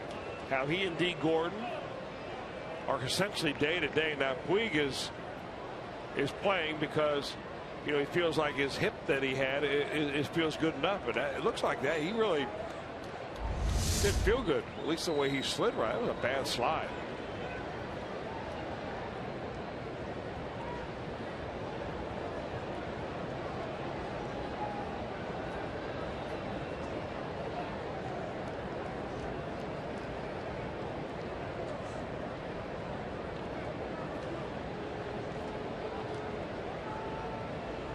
Well, Tony seems to be paying a lot of attention to the runner rather than the hitter. And I can tell you that he may not remember Matt Kemp, but at one time he was the best player in baseball. And that wasn't all that long ago. Nope. Missed away. Looked like another changeup, didn't it? Yeah, maybe a backdoor slider there. You know, Kemp's been through numerous injuries. Leg injuries, shoulder injuries. Ankle surgery. Pretty good year in 2012 when he hit 23 and drove in 69. Limited action there. Well, that at bat got away from Cingrani. He was ahead of Kemp and started paying a lot of attention to Puig. Threw one away and ends up walking him, and now he'll face Van Slyke as Jeff Pico will come out of the dugout. Cingrani here in the 5th inning is at 92 pitches. And they're hustling around down there in the Reds bullpen. I see Nielsen Antigua up, ready to start receiving some warm-ups. We'll try to find out who's up there warming up. Andrusik. And really, in a nutshell, you look at this inning. Cingrani gets Figgins on a ground out to second. He strikes out Hanley Ramirez. He got ahead of Puig and walks him. He got ahead of Kemp and walks him. And here in an inning after you retire the first 2 batters, it has turned into a 24 pitch inning for Tony Cingrani.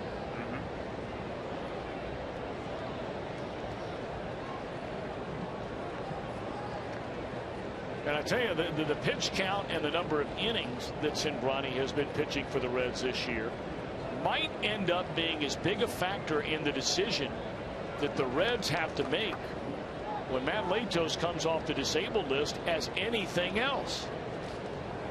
Because one thing Alfredo Simon has done and done regularly outside of 2 poor starts is seemingly every game he's pitching at least 7.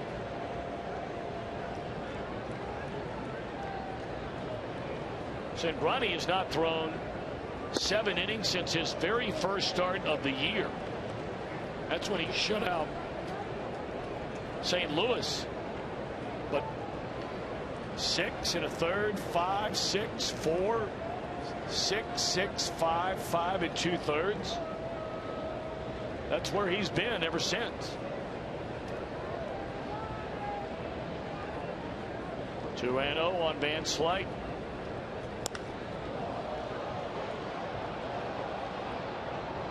And that is a foul ball.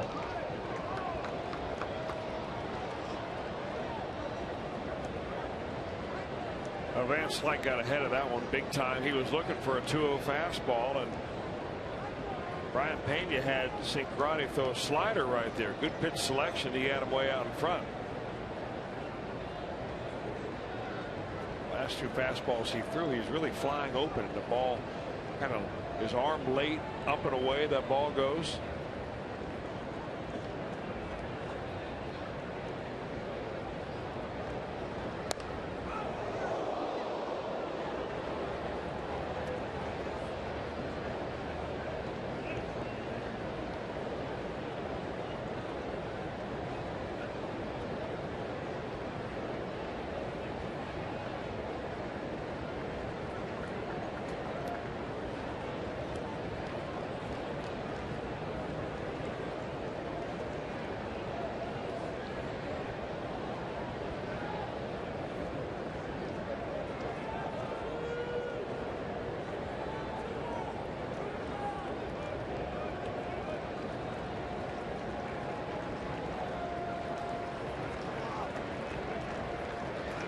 2-2 on Van Slyke. 2 on and 2 men out. And that ball is killed by Van Slyke. Holy Moses. 2 walks after 2 were out in the inning and a 3-run bomb. And it is 6-2 Dodgers.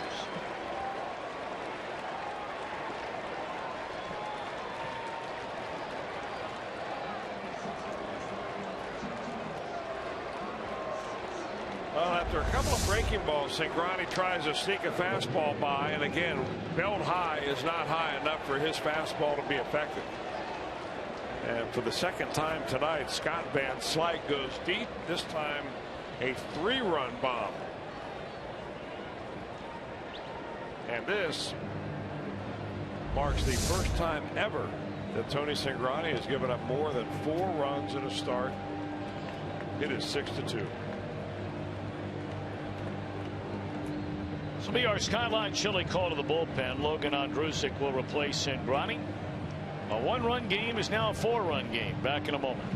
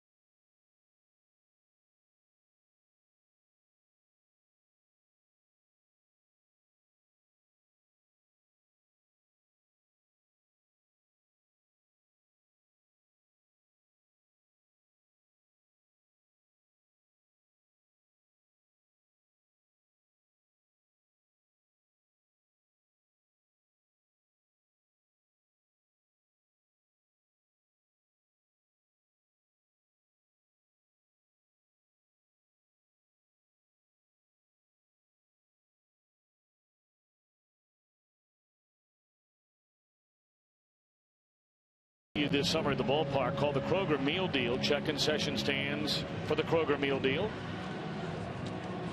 It includes a hot dog, a bag of chips, a 16-ounce Coke, and during this homestand, a Quaker Big Chewy granola bar. Make sure to get your Kroger Meal Deal for $9 the next time you come see us. And why not make that tomorrow night? A couple of other changes besides on the mound. Todd Frazier moves over to third, or to first, I beg your pardon. Ramon Santiago now takes over for Frazier at third base. Which means that Logan Ondrusek, the new pitcher, expected to go more than 1 inning, as he was the pitcher spot leads off when the Reds come to bat in the bottom of the 5th inning. But in the meantime, he's got to get the last out of this 5th after the Dodgers have now scored 5 runs in the last 2 innings. 2 last inning on 3 of that home run by Scott Van Slyke.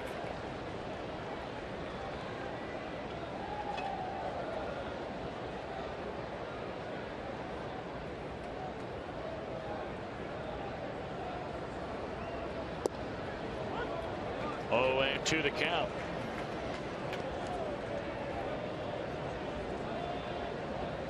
Well, you hit the nail right on the head, Tom, when you talked about that inning for Tony Cingrani, the 5th here, when he got the first 2 guys out very easily, and then he walked Yasiel Puig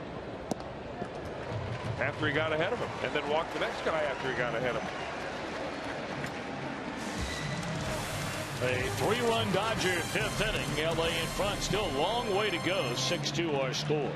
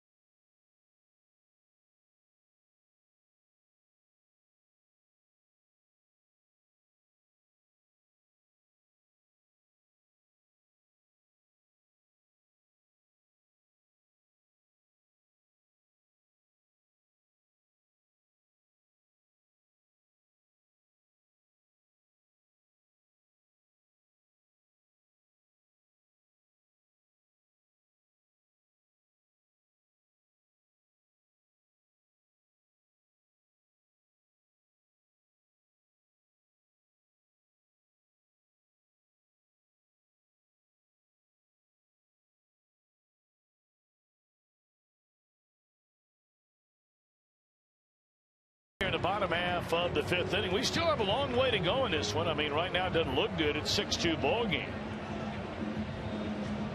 I bet you those fans right there are staying on top of what's going on with Joey Votto and Matt Latos. Jim Day, any further update from downstairs?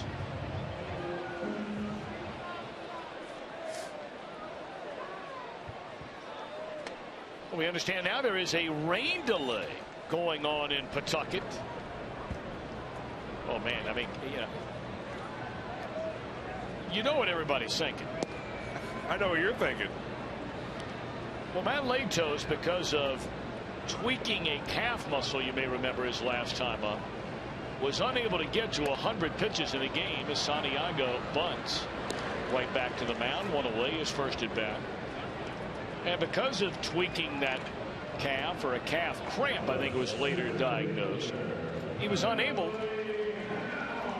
to get up to 90 or 100 pitches. Well, Matt Latos is cruising along tonight. 3-1. 3-1. Pitching into the 6th inning. So he's pitched 5 1/3. But he's not going to get. I mean, there's no way they're going to bring him back after a rain delay. They're not taking a chance of the guy getting hurt in the minor league game. But the second go round, due to Mother Nature, does that penalize Latos for not getting to that number where the Reds want him?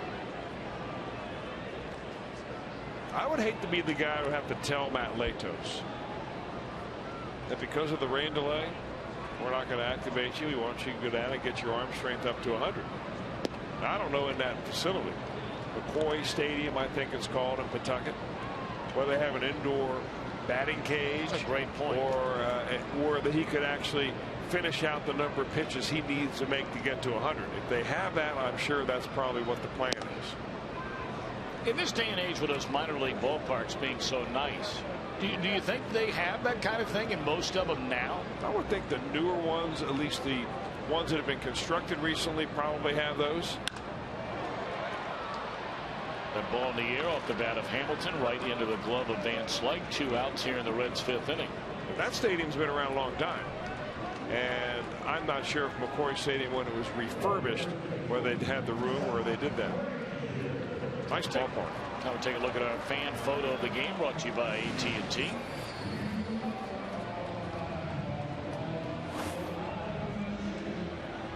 Now that's a great shot. Stephanie, thank you. Mr. Redlegs and Rosie Red in that one.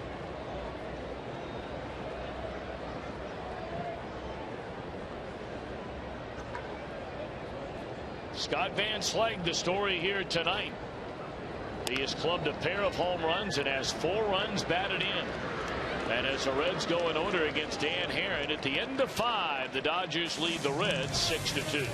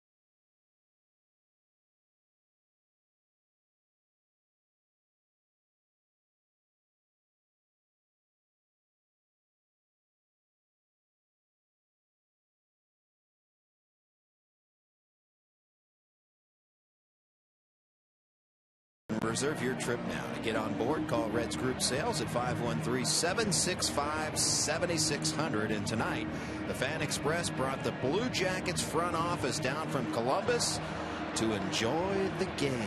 So get on that Fan Express, our very own bus. So far, they brought no luck, though. Dodgers 6-2 here in the top of the sixth. Tom?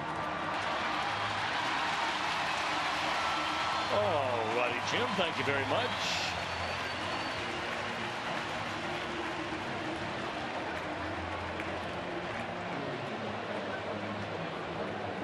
So Logan Ondrusek, who came on to get the final out in the 5th inning after the 3-run home run by Van Slyke, he struck out Turner.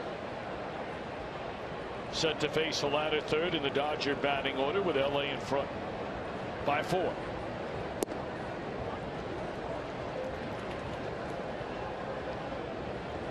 Opening game of a 4-game series.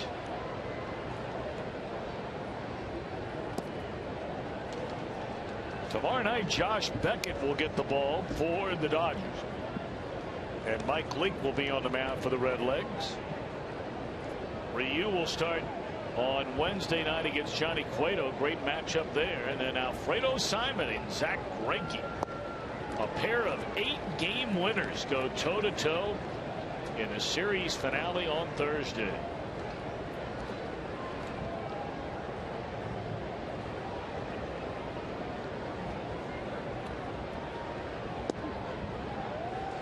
Gone looking Romack. 1 away.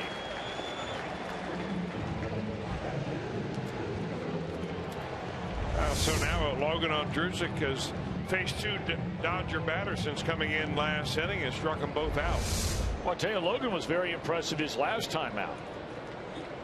Now that's a game the Reds got hammered by the Phillies 8-0, but he came in behind Johnny Cueto with 2 innings, allowed 2 hits, struck out 4, walked a batter, and did not allow a run. So as much as we have talked about, you know, what the Reds might do in their starting rotation, knowing that Matt Latos could be back as early as this weekend in Milwaukee. Latos went on 4 days rest.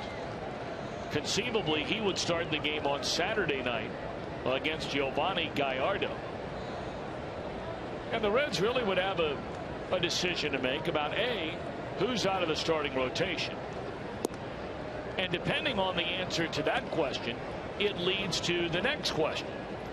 If Tony Cingrani is the one taken out of the rotation, are you going to send him to the minor leagues so he can pitch every 5 days? That ball lined hard into left and over the head of Ludwig. And Fedorovich will cruise in with a 1-out double. Because you know, if it's Alfredo Simon to come out of the rotation, Alfredo would go back to where he appeared in 99 games the last 2 years, and that would be out of the Reds bullpen.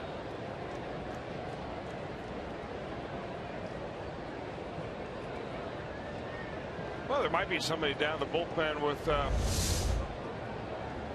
don't know, a little bit of a sore wing that we don't know really much about. Sometimes you put guys down there and you kind of hide them, you pitch around them so they don't get in, and maybe somebody would end up on the disabled list. Cingrani, I think, has options. That's certainly part of the decision, whether you can send a guy down without risk losing him to the waiver wire. So I'm almost certain Cingrani has options left.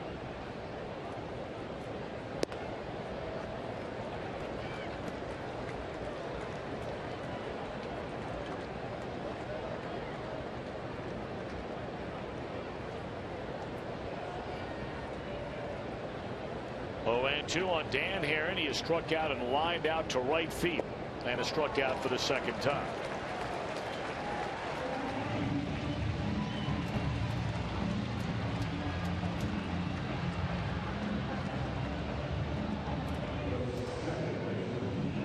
Well, Ondrusek really got it going, so to say, when the Reds were in Los Angeles on the 27th of May, when he went 2 1/3 innings of 1-hit baseball. And he has not been scored on since the outing before that. So this is his 5th outing. He's working on shutout baseball in a row.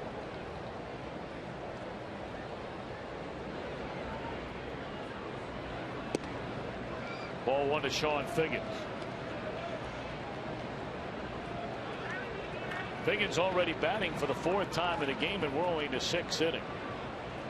He has struck out swinging twice and grounded out, hit the ball sharply. Thrown out by Brandon Phillips his last time up in the 5th. He was the guy that led off the last inning against Cingrani in a 3-2 game. Figgins grounded out. Hanley Ramirez struck out, but then a walk to Puig. Cingrani paid a lot of attention to Puig.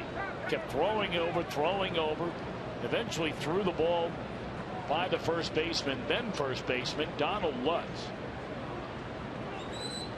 And then Cingrani was paying a lot of attention to Puig, dancing around at second base, even with a 2-2 count on Matt Kemp. Well, he wound up throwing the next 2 pitches out of the strike zone to walk Kemp in front of the home run ball off the bat of Scott Van Slyke. 2-0 to Sean Figgins. 3-0.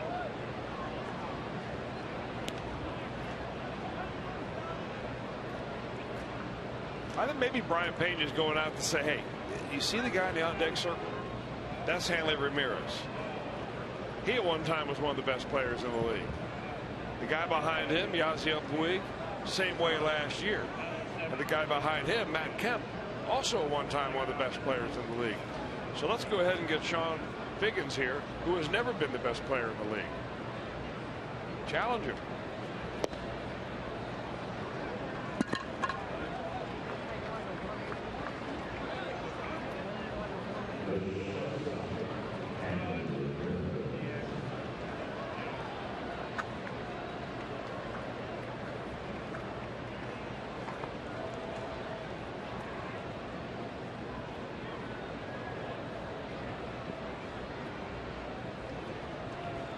So 2 on and 2 out, and here is Hanley Ramirez.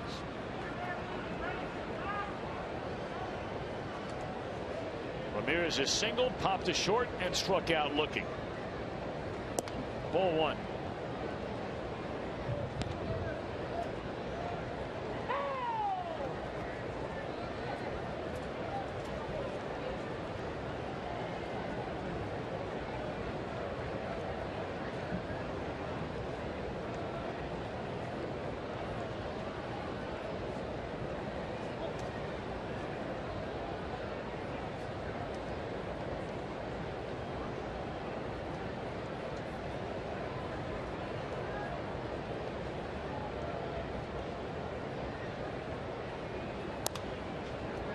Fastball at 94, and Ramirez drops it foul off and out of play to the first base side. We brought it up in Los Angeles. The Dodgers have a decision to make on Hanley Ramirez, and they are paying guys a lot of money, and he's one of them.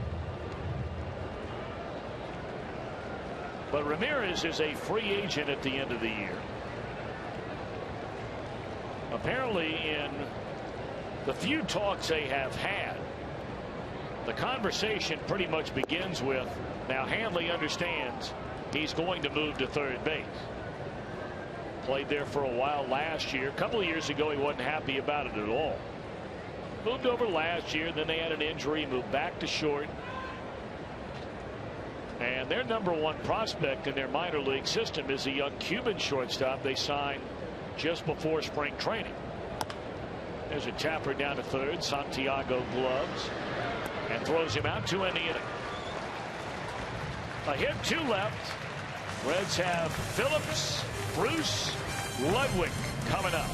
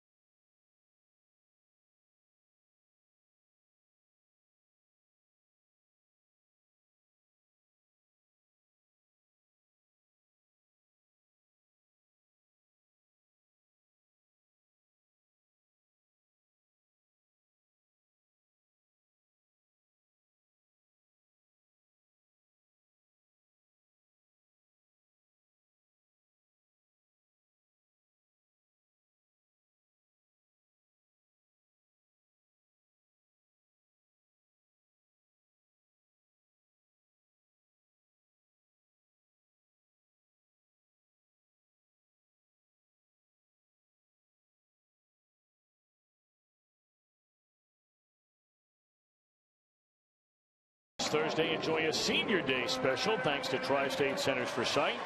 All Reds fans 60 and older can buy a non-premium ticket at half price. But make sure you purchase in advance of game day to receive this special offer. Reds and the Dodgers. Call 381-REDS or log on to Reds.com.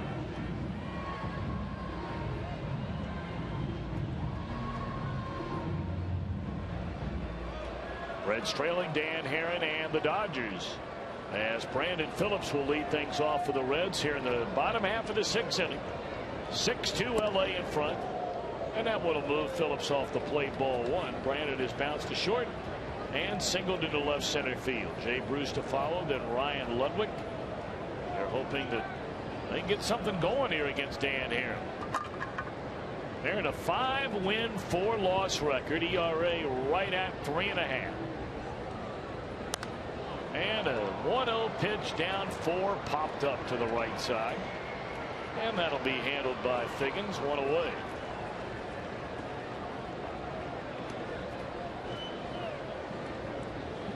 You know, the stuff that Dan Herron is featuring tonight is not all that different than the stuff that the Reds saw in Arizona when they faced Josh Colmenter. Not an overpowering fastball by any means, but a guy that cut the corners and changed speeds a little bit and just kind of gave you a little bit of this and a little bit of that. It seems like that kind of pitcher really gives the Reds a lot of problems.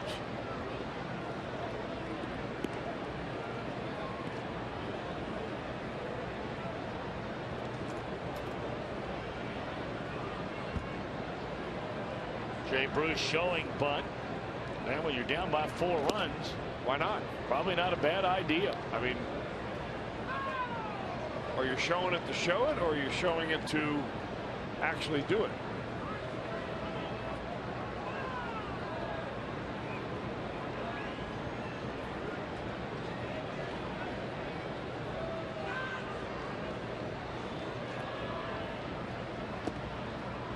Two and one to Jay Bruce.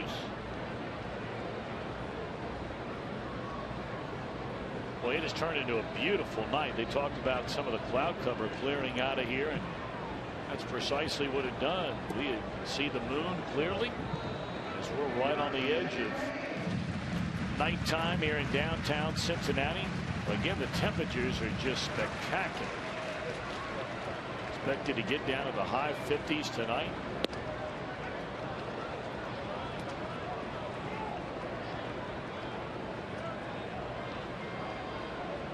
I know one of your favorite spots, Chris. Nighttime temps in the 50s most of the summer. Elk River, North Carolina. Can't wait to get down.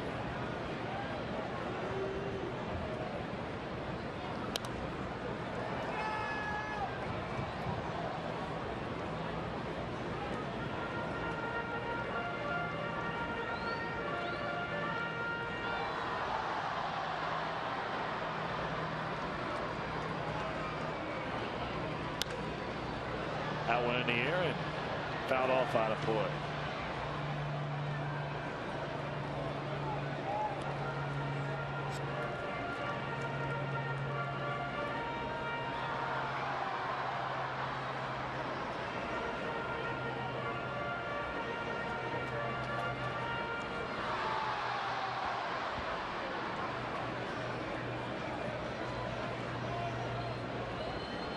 One out, none on. 3-2 to Jay Bruce, and again a foul ball out of play off to the third base side. Bruce bounced out to the first baseman Romack his first time up, struck out swinging, ending the third.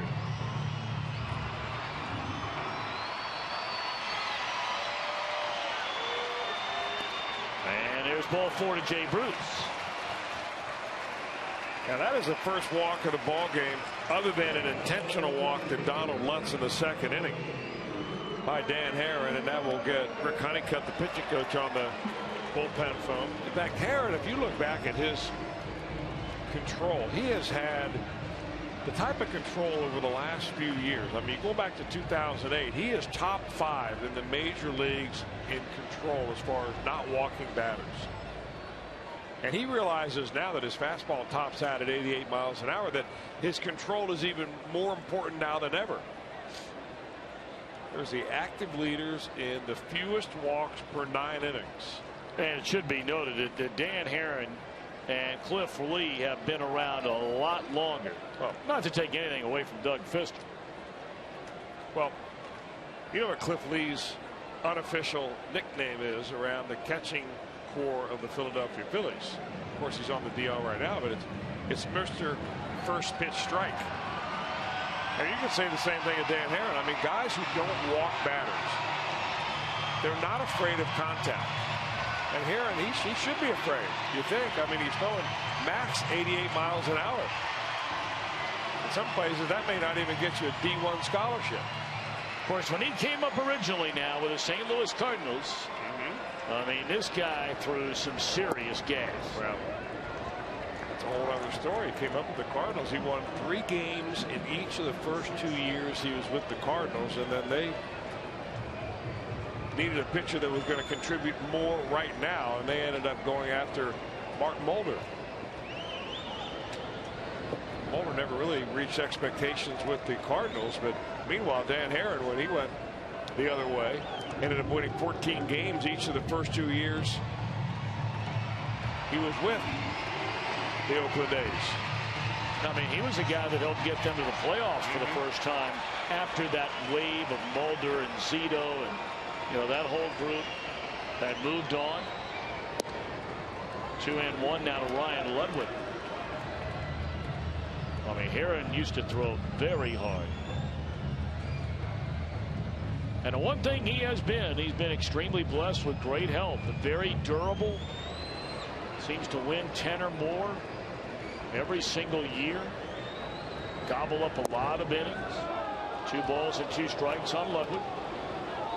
And good enough to go to a couple of all-star games along the way during his tenure with the Arizona Diamondbacks. 2007, 2008, 2009. In fact, in 2007, he was the starting pitcher in the All-Star game.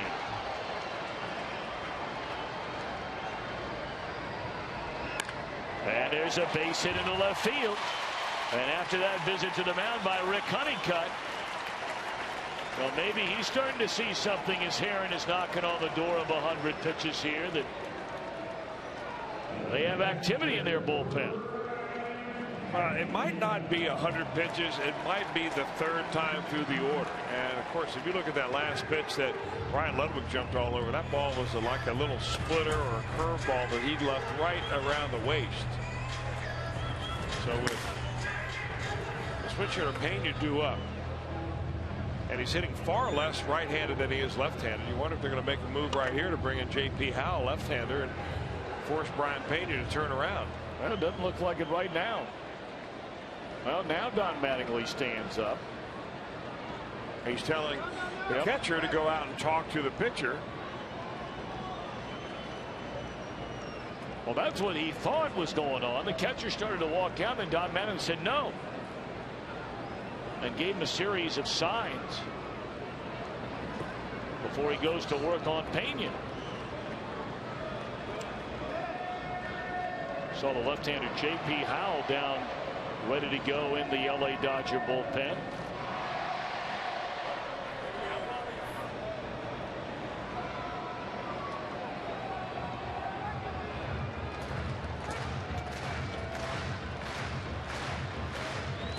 And now they're going to go ahead and make the change. I think they wanted to make sure that Howell was warmed up and ready to go.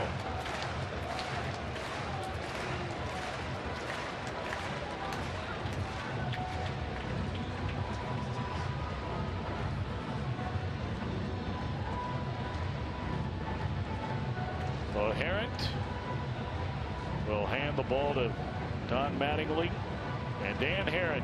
He doesn't look like he wants to come out. No, not at all. Doesn't look happy about it. 5 1/3 innings. Walks a batter, gives up a single, and now will leave with 2 on and 1 out. His team ahead by 4 in favor of Howell, the left-hander. We're back to Great American Ballpark in a moment.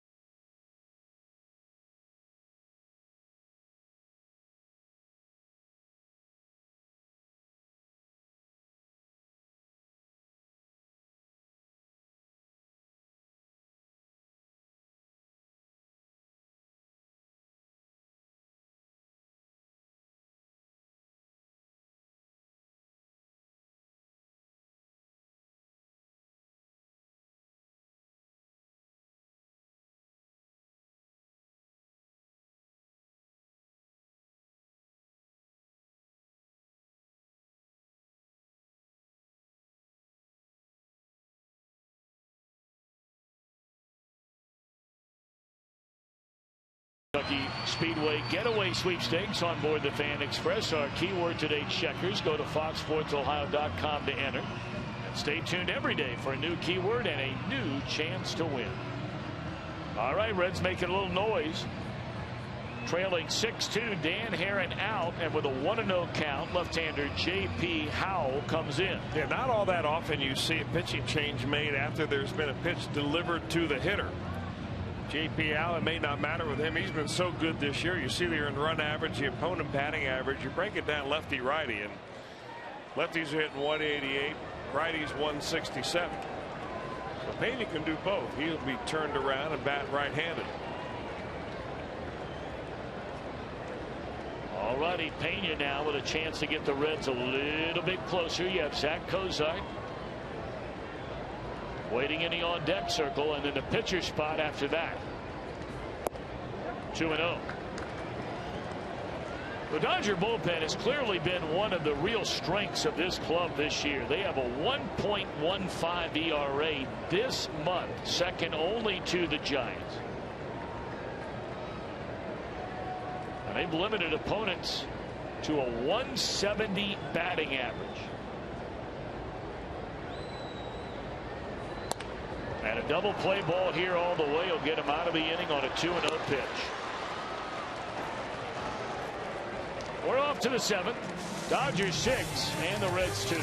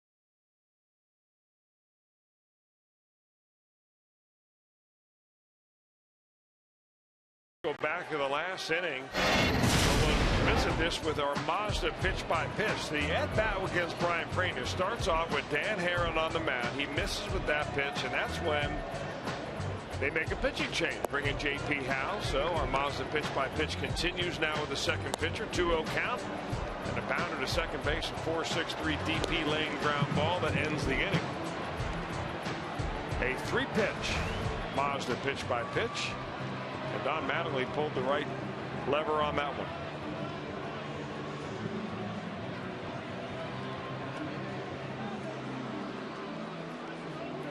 So we're off to the 7th inning, and Logan Ondrusek will come back out there. He got the final out in relief of Tony Cingrani in the 5th. If you're just tuning in, Cingrani 4 2/3 innings, 7 hits, 6 runs, all earned runs tonight.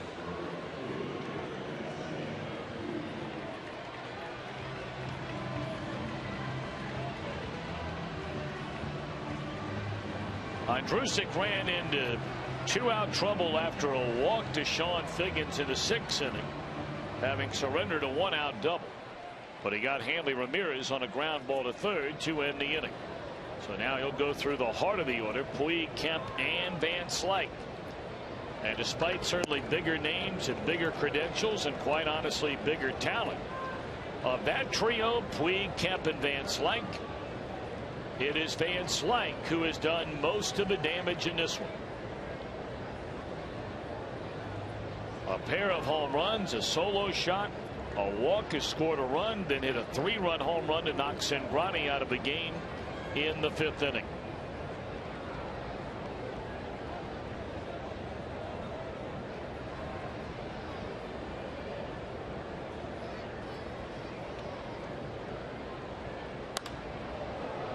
Down a right field line by Puig and foul out of play.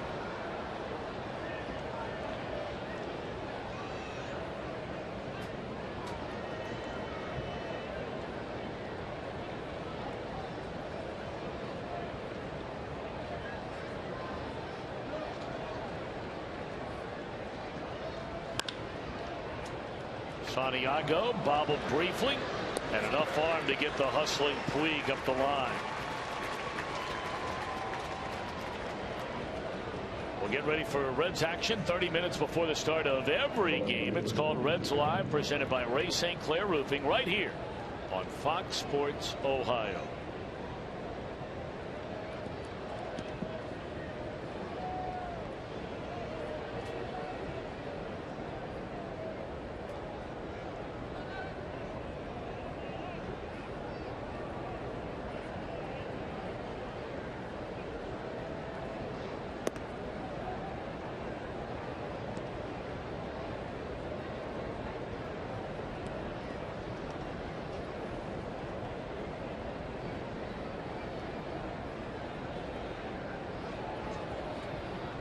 One away, and now Matt Kemp the batter, and he takes up and in. 2 balls and no strikes on Matt Kemp.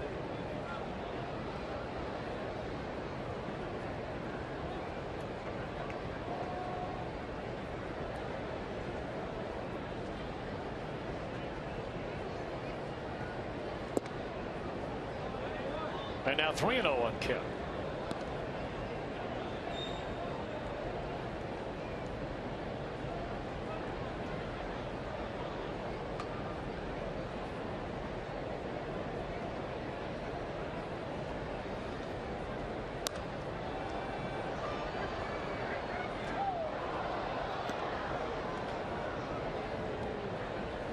Well, for those of you wondering about what kind of night it was for both Matt Latos and for Joey Votto, Jim Day will have the full report coming up in a minute. As a matter of fact, we're going to have highlights from that outing in Pawtucket in the next half inning. So Jim Day, as he's been doing along with Chris Welsh, both of them, I mean, on every tablet, on every device known to man, they've been trying to make sure that all of you out in Reds country are well aware of what is happening for 2 guys the Reds desperately need back in their uniform ASAP. Votto and Big Matt Latos. Ground ball to short on a 3-2 pitch, and 2 are out in the inning. Now, Chris, since you have it up on the screen, is that game just to kind of revisit it? They got into the 6th inning and rain started. Are they still in a rain delay? Evidently they must be, because every time I try to click on to look at the bats and the Pawtucket Red Sox, I come up with Buffalo and Syracuse. Now that could be operator error, but it says click here. And what game are you watching? Buffalo and Syracuse. How's that one going? Syracuse up on Buffalo 5-4 in the 8th. Glad you asked. 0-1 on Van Slyke, a huge night for him. And now a broken bat. Boy, that is his kind of night. That bat littered all over the infield, and he has his 3rd hit of the game. Well, these are our Nissan drives of the game. Van Slyke in the 2nd inning in a scoreless game. Drove one to deep left center field. And then with 2 on in a 1-run game. Way back again. And that would be all for Tony Cingrani. Scott Van Slyke. A pair of home runs tonight for the Dodgers. Been on base 4 times, scored 3 runs, 3 hits.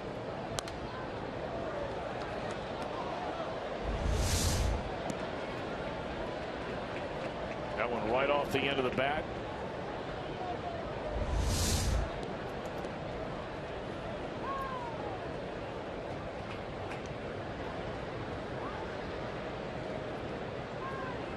Andrusic out away from 2 1/3. Pretty doggone good innings tonight out of the Reds bullpen if he can take care of Justin Turner. And that fastball at 93 gets him ahead of Turner at 0-2.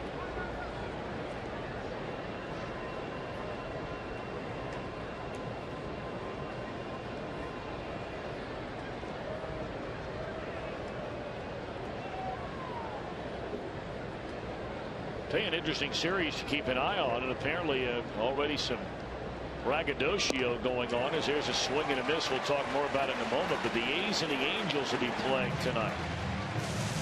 Here it's 6-2, Dodgers in front.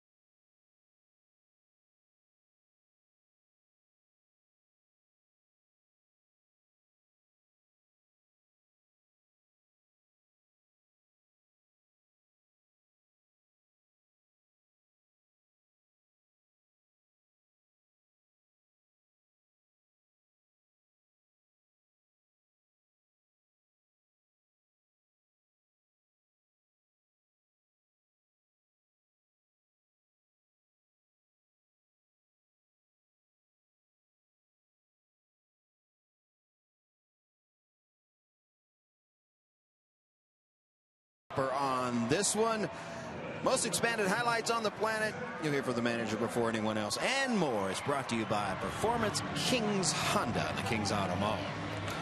I'm Jim Day, and let's give you that full update and highlights of Matt Latos and Joey Votto in Pawtucket tonight for the Bats. After grounding into a double play, Joey Votto singles his second time up, line drive to center. By the way, he scored on that. That's a good sign. 1 for 3. Matt Latos was pitching scoreless baseball through the 5th. He did give up a run in the 6th inning, and 2 outs into the bottom of the 6th. They had a rain delay. And Matt Andrews, who's the play-by-play guy for Louisville and a good friend of ours, has tweeted out that he believes that Matt Latos went underneath the stadium and indeed did throw more pitches. Said he threw 18 more pitches just to get near that 100 mark, and that Latos is done for the night. Well, that's covering the entire story. So, Jim Day, thank you. And we thank Matt Andrews from the Louisville Bats, their outstanding play-by-play announcer, of course, who took over for our good friend Jim Kelch as the voice of the Louisville Bats. But, Jim Day, thank you very much. Chris, and that's exactly what you thought Matt Latos might do once that rain delay hit. So you guys are all over it. I mean, we talked about that from the very beginning. The second that Latos started his rehab assignments, you were monitoring not only what he was doing in the simulated games and the bullpens, and now the rehab starts. And Jim Day has been out here very early watching Joey Votto when he's running the bases or taking BP. So good work. Nice going, Chris, Jim Day, and our entire crew. You know, Tom, for me, the side benefit of that, and I never thought it would happen, but I'm hooked. on MILB.com TV. So what are some of the other games that you can watch? I mean, can you watch every minor league game? Well, not all of them, Ron, because I was looking for Pensacola, I was looking for Dayton, I was looking for some of the other Reds franchises, but a lot of the Double-A and even Single-A teams are up there. If you want to watch the Asheville Tourists against the Lexington Legends. How about that? Tennessee Smokies and the Jacksonville Suns. Pretty cool. So, yeah, it is pretty cool. And cool, especially if you're a family member. No doubt about it. Or you know a neighbor whose kid plays in the minor leagues. And, sometimes you used to have to go over their house and say, hey, how did Junior do? Ramirez gobbles up the ground ball to Cozart. That's out number 1 here in the Reds' 7th inning.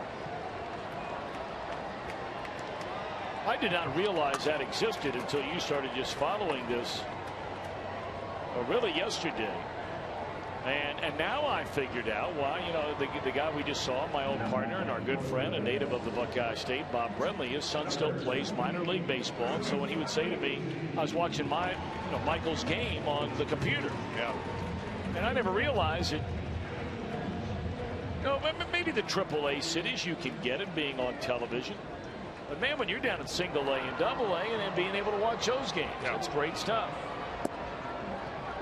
And I think you can watch them, a lot of them anyway. You don't have to watch them live. You can go back and watch them out of their archives.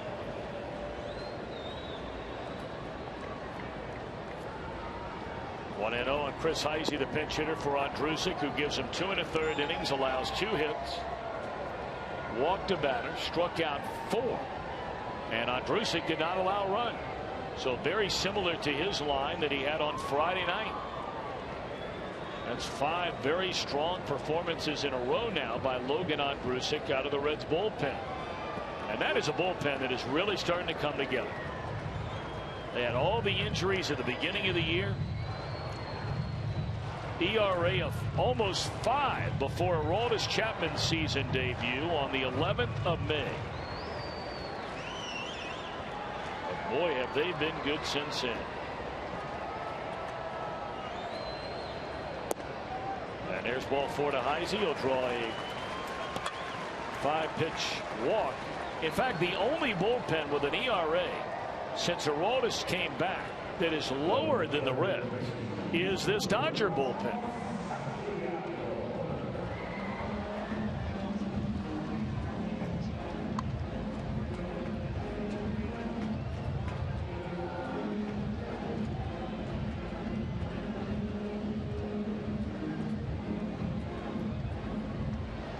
Boy, another really good crowd here tonight. 31,915 on a Monday night with the Dodgers in town. And as we brought up earlier, Kid Glove is part of that number. I'll tell you what, you look at 31,000 on a Monday night, and just to give you an idea,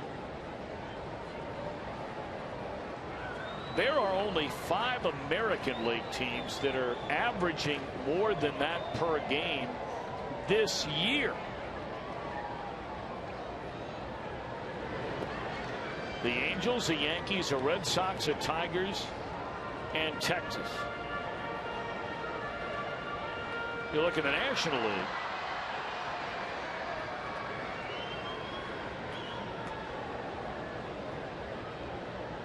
And only 6 teams are averaging more than that per game this year. Dodgers, Cardinals, Giants, Milwaukee, Colorado, and the Cubs. So the Reds are right on the threshold of averaging over 30,000 per game, which is ahead of where they were last year. And when you consider what the weather was like in Cincinnati and all the rain delays we had in April and May, that is a really good number. Ramon Santiago with a count of 2-1.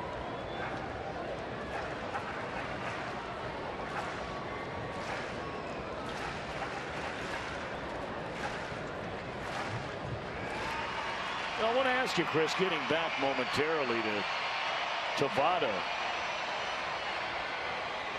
You know, now that he has played in 2 games, 6 games under his belt, or 6 at-bats under his belt, I should say. Went 1 for 3 tonight, went 1 for 3 yesterday. And based on your experience, how many at-bats you figure he'll need to be ready?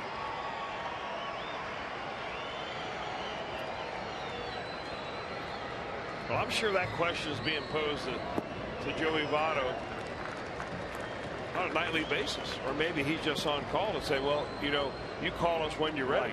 But he's the only guy that can tell you that. I mean, he's the only guy that can tell you when that pain in his quad, you know, from that muscle atrophy goes away enough that he could come back up here and compete at the level that he wants to compete at. So you got to listen to the athlete. I can't tell you that. Boy, there's a gift of a strike right there. Guy having a hard time throwing the ball over the plate, and you give him that call. Now maybe at the top of the strike zone, according to Fox Tracks.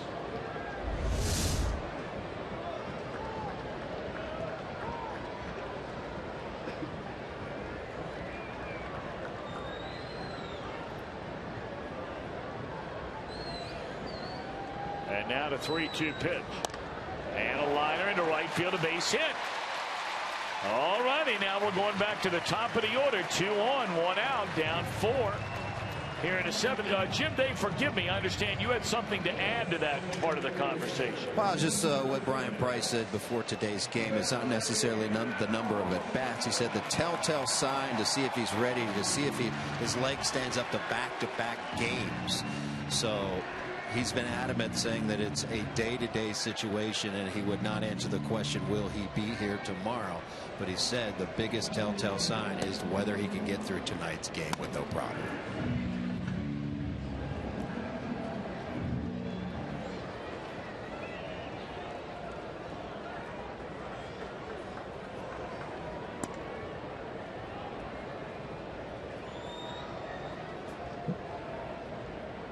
Now Billy Hamilton got a strike.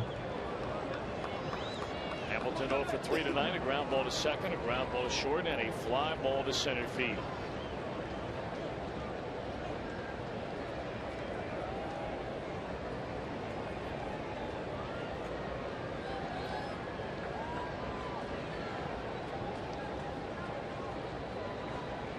Heisey, the runner out at second base. On at first is Santiago.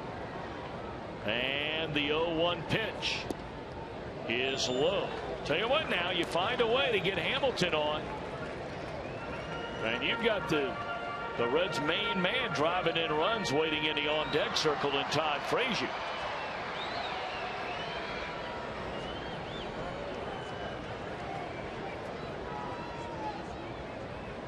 One and one to Billy Hamilton.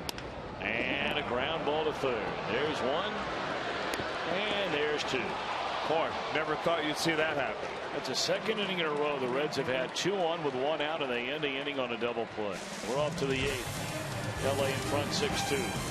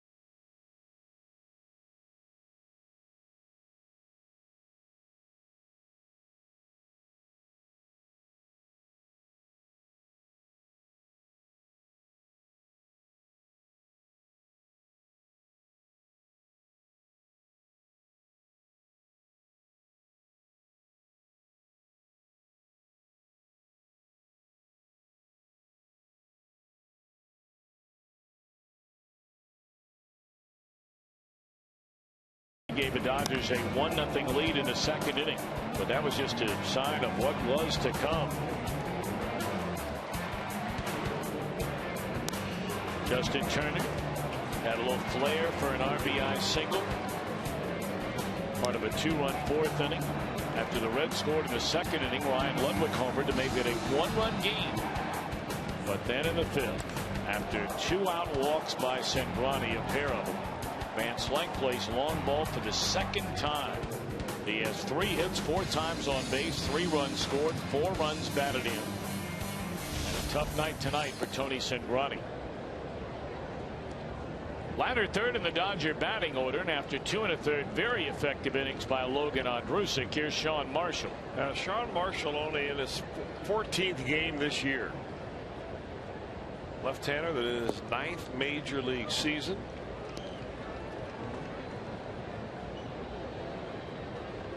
I think he's still trying to build up some of that arm strength. But he's had the curveball working.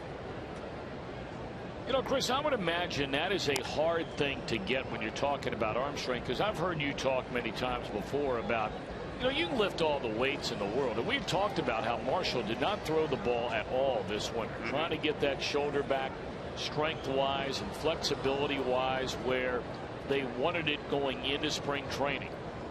But when you're a major league reliever, it's not like you can go throw on the side, you know, 3-4 times a week, which, as you've talked about before, helps build up that arm strength. Well, so it's got to be pretty like a rock and a hard place. That's one of the hardest things about being, say, the long man of the bullpen, because you want to get enough throwing that you stay sharp, but you don't want to get so much throwing that on one particular night they may ring the phone and you're in there in the second inning and you're expected to go 5 or 6 innings. So you're right. I mean, how do you build up your arm without wearing it down too much so you can't pitch effectively in a game? I just think his delivery is beginning to look a little bit better and better each time he comes out.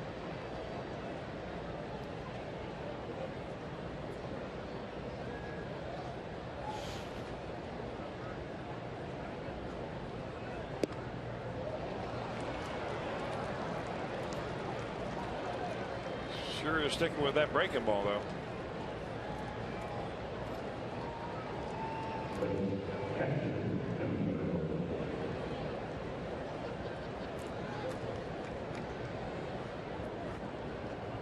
It's 5 walks issued in the game tonight by Reds pitching. Fedorovich, the batter. Bounced out his first time up, had a sac fly RBI in the 4th inning, and had a double his last time up in the 6th. He's had a good night. That is a foul ball. Pirates have already beaten the Cubs tonight 6-2. Cardinals and the Brewers both off tonight. You know, he's trying to talk about that Oakland and LA Angels series tonight. And, you know, the A's again this year among the best teams in all of baseball. Now, the Angels are having a good year. They're 4.5 games behind them. The Angels have won 3 in a row.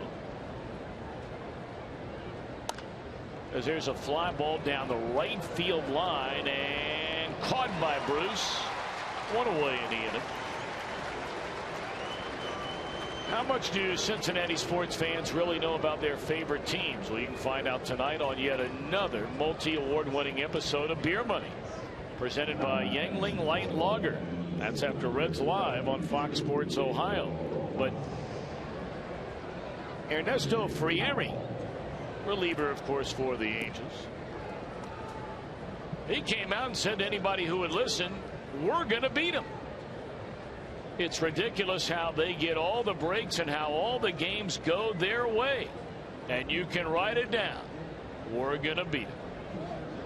So how about that? Well, right now, the Oakland A's are 5-1 against those Los Angeles Angels. Ground ball by the pinch hitter Miguel Rojas. And the Reds just a fraction tardy on turning the double play.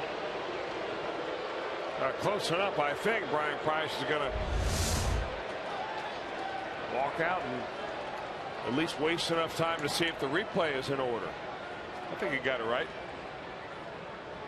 at first look. And look.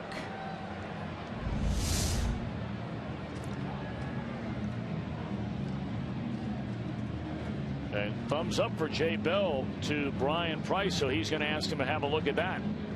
That first angle we saw, it looked like he was safe. That second one was tough to tell.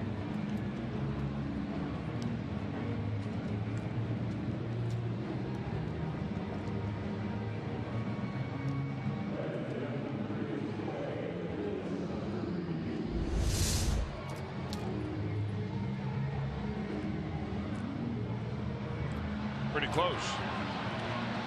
The other replay, the other angle, looked like the better one we saw a moment ago. Here you go. Hey, don't you think this whole review system has just made umpires' lives so much easier? Well, there's no doubt about it. It's taken the stress. I mean, there's a certain amount of stress. You know, calling the play right, balls and strikes, those plays that are not reviewable. But I mean, you're not being hounded by dugouts like you used to be. You're not having to toss out managers, you know, for getting in your face and kicking dirt on your shoes or spitting tobacco juice on you as they spray you, yelling at you. The fans aren't on you because even the fans know that the decision that they're making at these really close plays are made somewhere else, like in a little cubicle in New York. Well, there's no doubt. And you know, look, umpires are no different than you, than me, than players, than anybody else. They want to get it right, and they want it to be right. They want to do the best job they can possibly do. Boy, is that close. It's really close. How would you call it, based on what you've seen? But you in an umpire spot right now. You're in New York. That last angle to me looked like he was out. But wait a minute. You can't. They don't say but over there in Command Central in New York. No, what I was getting ready to say was, if I'm not mistaken, they have to have overwhelming evidence that they need to reverse the call. And I was just starting to say, it looked to me like he's out, but I have not seen overwhelming evidence that says to me they got it wrong. Okay. What about you? Yeah. Yeah. Yeah. That's what they say in Command Central. I mean, you make the call, and I second it. Safe.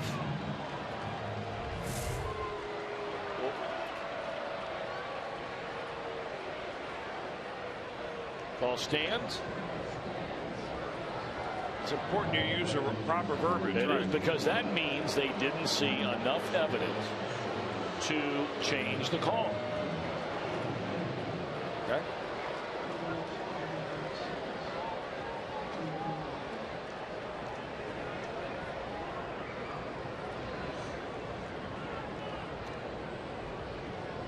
So a runner at first base against Marshall. 2 outs here in the inning. And now he'll face the leadoff batter, Sean Figgins. 0 for 3, has drawn a walk.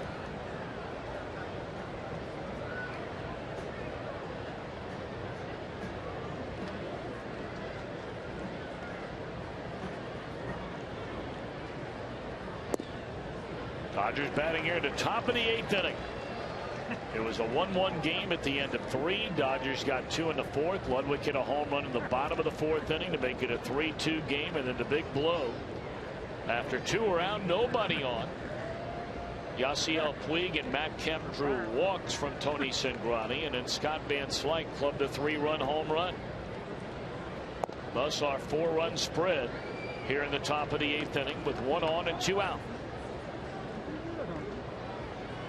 Reds have had chances in each of the last 2 innings. They had 2 on with 1 out for Brian Pena. He bounced into a double play. They had 2 on and 1 out for Billy Hamilton, and he bounced in to a double play.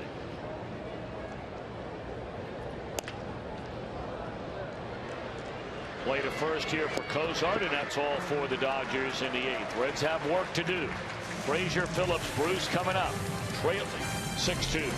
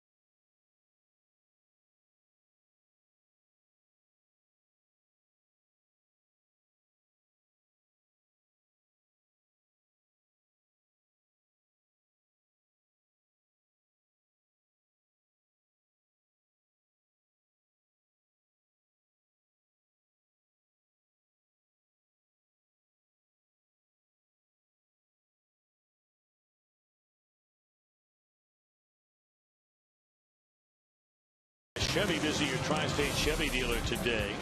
And by Cincinnati Children's Hospital. Ranked #1 in the United States in pediatric cancer care, according to U.S. News and World Report's best children's hospitals in America. Reds are thanking all members of the military for their sacrifice and service by hosting Military Appreciation Days at the ballpark, presented by GovX.com. Purchase 2 or more Military Appreciation Days and you receive an exclusive Reds Challenge coin.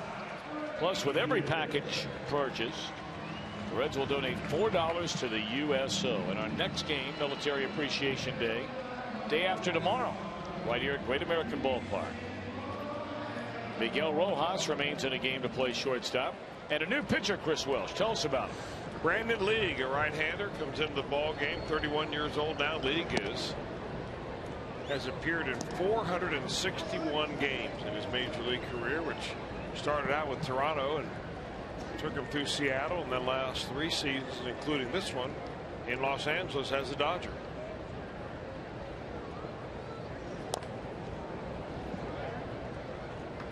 League, one of those guys that in the minor leagues was really used almost exclusively as a starter.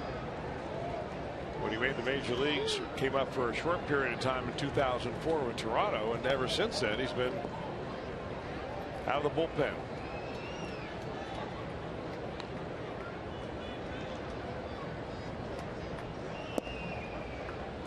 Now, when League was brought in by the Dodgers, they brought him in to be their closer. And they're paying him closer money. But last year was so bad, he not only lost his job, he was left off the Dodgers postseason roster. But as this year has gone on, most of the games they brought him into were blowout games either way. Threw the ball very well and has earned a spot to be used primarily if they're leading in the 7th inning. They have Brian Wilson behind him in front of their closer. And there's a walk. So the Reds have a leadoff man aboard here in the 8th inning.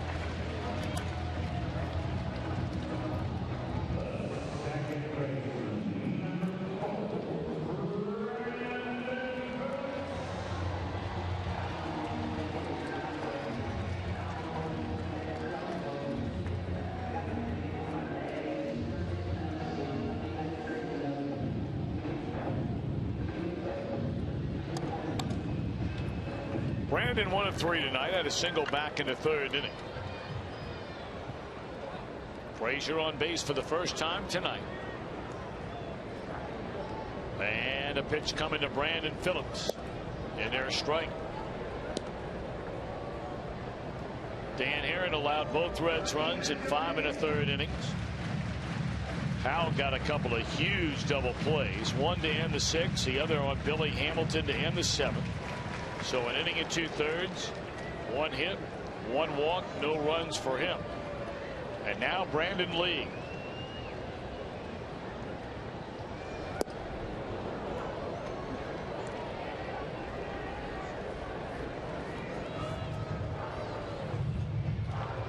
Well, you can see where that kind of low arm angle League throws it from. He's a lot tougher against right-handers than left-handers. That breaking ball seems like it comes from behind your head somewhere.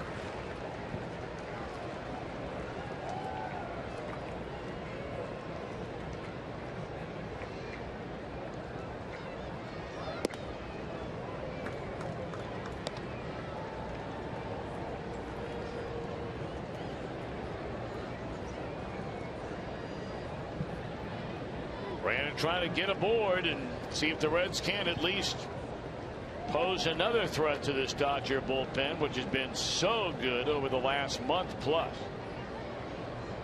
And a 1-2. Back up through the middle and into center field, a base hit. So 2 on and nobody out. And Jay Bruce coming up.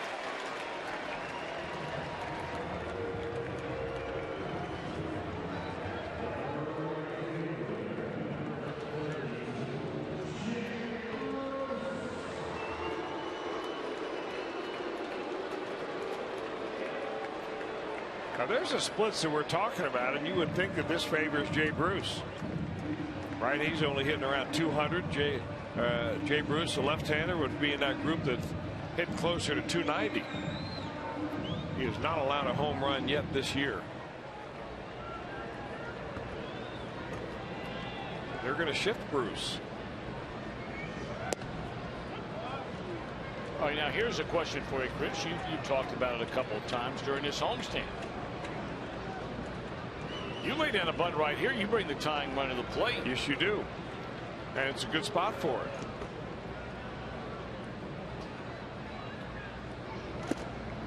One and one to Jay Bruce.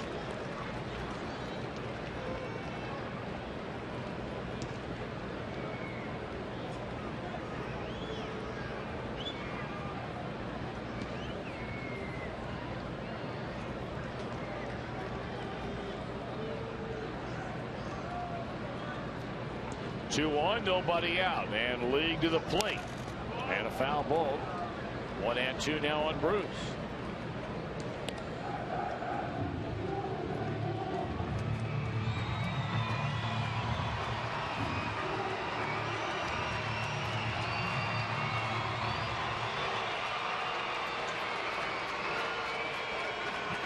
Now, the one thing League has done this year is done a lot of ground ball double plays. The Reds have seen already against them 2 of them on the night, both of which have ended innings, the 6th inning and the 7th inning. So it seems like every time the Reds have gotten a little rally going, that little double play ball comes up. Jay trying to change all that right here and right now. 2 on, none out, 2 balls, 2 strikes. And there's ball 3.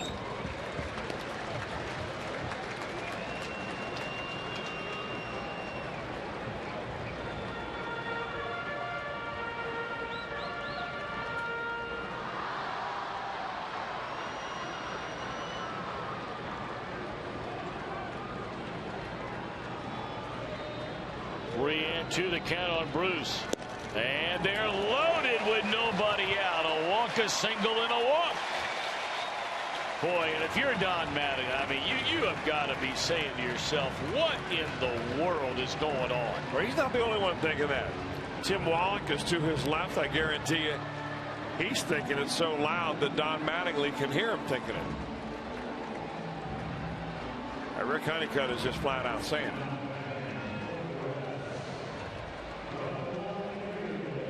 Well, the Reds will take it. And now they have a guy who already has a home run in this game, representing the tying run, and Honeycutt wants somebody to answer that phone right quick. Here's a home run that came by Ludwig in the 4th inning against starter Dan Herron.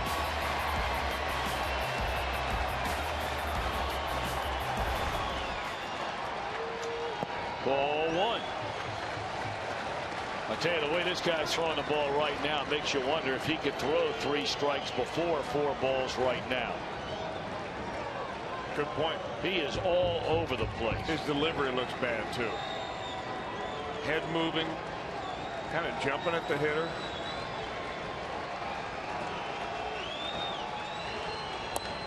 Oh, wow. 2 away in the inning on an excuse me roller to the mound. Well, especially on where that pitch was.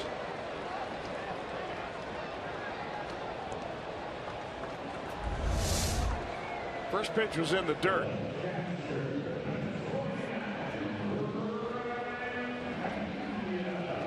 Now that's the kind of hack you take, and if you do it with 2 strikes, so be it. But to do that when you're in command of the at bat, you're ahead 1-0, got the bases loaded, you know the pressure is on the pitcher, not on you. Very unfortunate.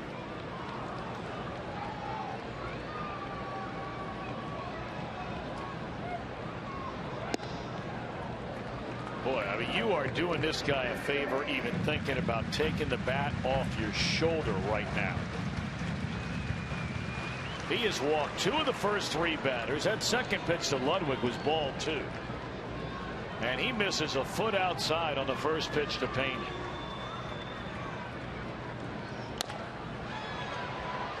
So go ahead and take a hack, and that'll end the inning. So we're on our way to the ninth, where the Reds trail 6-2.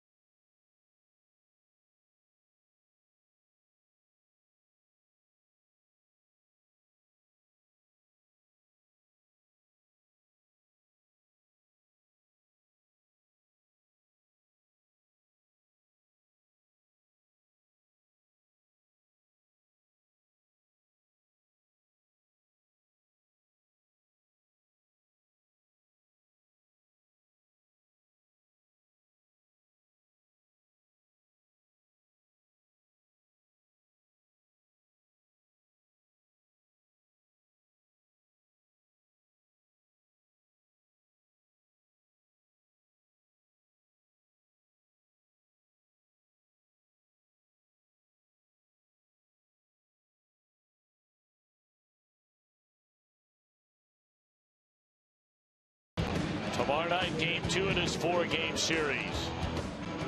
Mike Leake will get the ball for the Reds. And on the mound for the Dodgers, he's already tossed a no-hitter this year, Josh Beckett. Reds Live gets underway tomorrow night, 6:30. Tickets are available. I invite you to come on down to the ballpark. And our game coverage begins at 7 o'clock. 3 big double plays bounced into by the Reds over scoring threat innings as J.J. Huber takes over on the mound to pitch a Dodgers 9th inning. Reds had 2 on and 1 out. J.P. Howell took over for Dan Herron, got Brian Payne on a double play. 2 on, 1 out in the 7th inning. Billy Hamilton bounced into a double play. And bases loaded, nobody out. Ryan Ludwig bounces into a double play. Dee Gordon playing in a game for the first time since leaving on Saturday with a hip injury. And we're told that Gordon tried to talk his way into the lineup yesterday in Denver, and Don Mattingly said no, and it told him he would have today off against left-hander Tony Cingrani. So it's almost a certainty that the Dodgers will have Major League Baseball stolen base leader in their lineup tomorrow night against Mike Leake.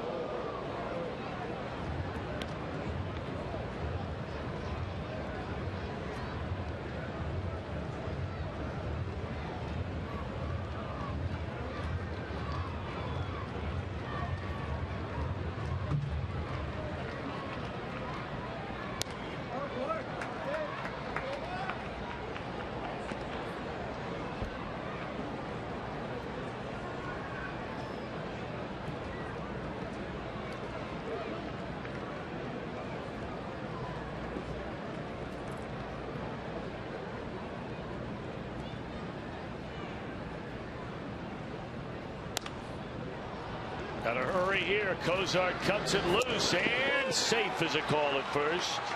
And Gordon, a lot like Billy Hamilton, he can really run. You've got to play him a step or 2 shorter anyway. Cozart does just about everything he can. That ball just not hit hard. You know, infielders around the league will tell you that this grass here at Great American Ballpark, thicker, a little bit slower than a lot of other infields around. And that'll help those guys who have speed like Hamilton, D. Gordon, get a little slow roller, and helps you leg them out for a base hit.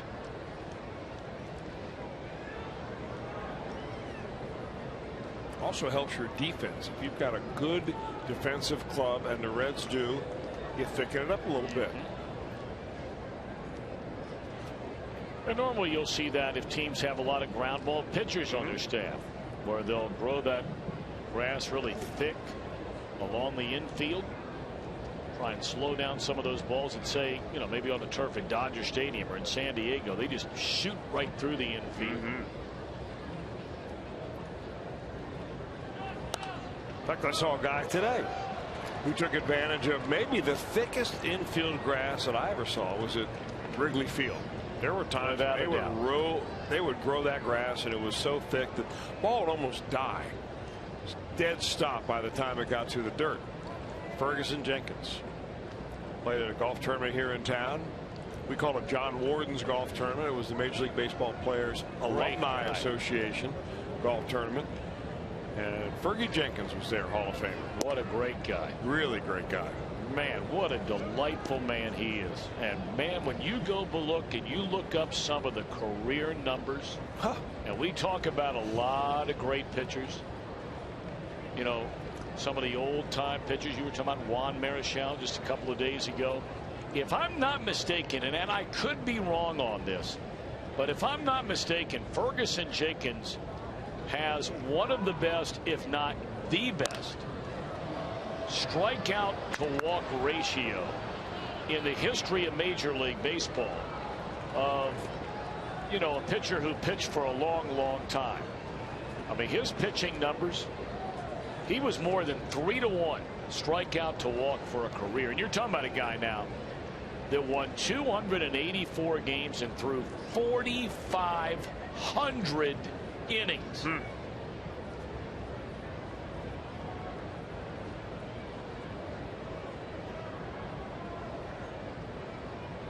He won 20 games or more 6 years in a row for the Cubs. Had 721 seasons in his major league career. And Chris, you talk about it all the time.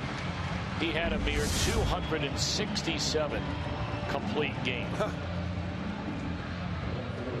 You know, when you face Ferguson Jenkins, it was like he had two different home plates up there, because he could throw it to both sides of the plate and almost effortlessly. Well, the Reds like when Reds fans like it when they retire Yasiel Puig. Big cheer right there as J.J. Hoover put him down. You know, I was telling Fergie Jenkins, I came up at bat against him in San Diego when he was gunning for his 3,000th strikeout. I told myself, you know, I can't do him the dishonor of striking out right here, and me being the real guy. So he quickly got 2 strikes on me. I mean, just like that. And I choked up about. Runner goes, throw to second base, and that's a good throw. Got him.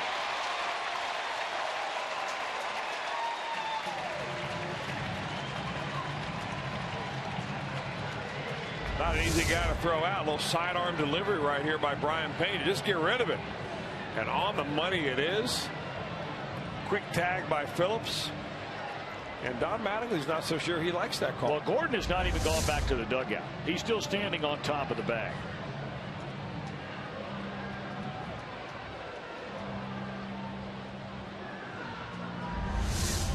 Mattingly looked into the dugout, and evidently they saw that in the Dodger video room. You can read Mattingly's lips there, the umpires. He said, you got it right. Why would he wear that brace on his hand, his right hand, but then stick his left hand out to the bag?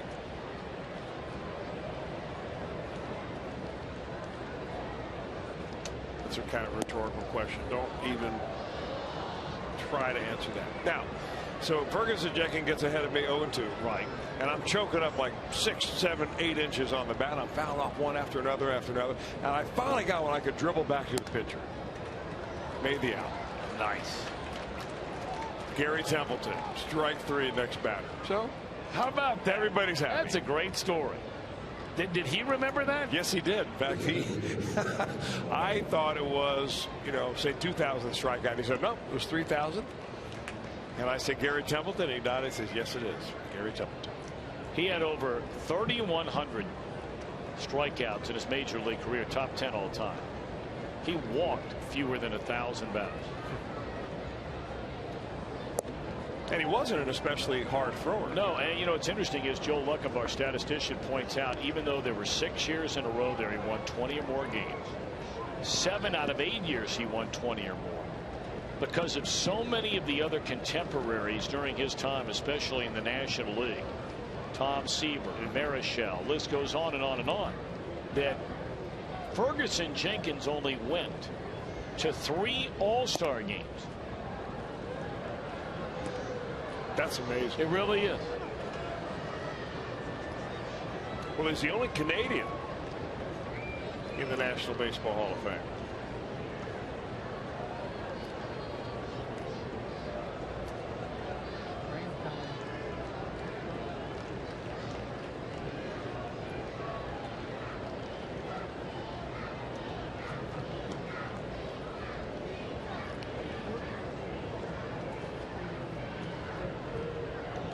To Ano the count. Fastball taken high, and Ferguson Jenkins has had to endure so much unbelievable personal tragedy in his life.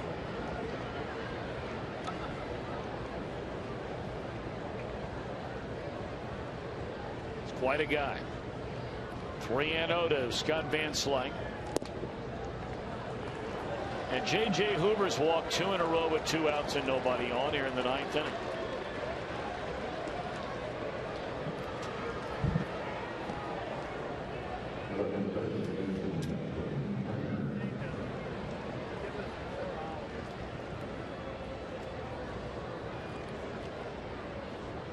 Well, that's 2 walks for Scott Van Slyke. 2 home runs and a single. You talk about a good night.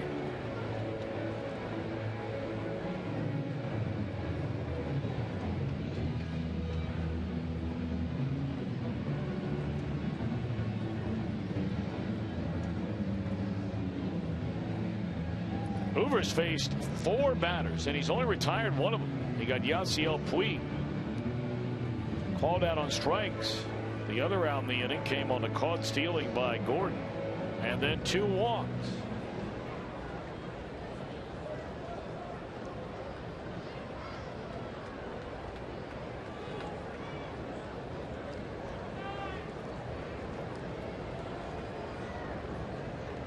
Well, now Justin Turner. First pitch swinging, a swing and a miss.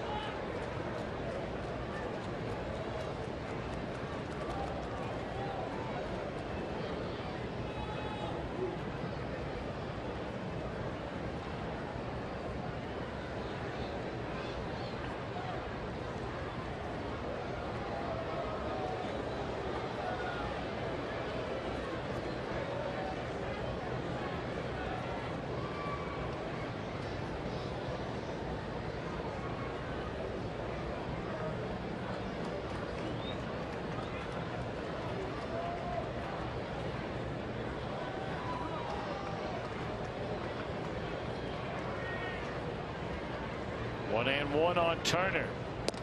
Breaking ball stays high.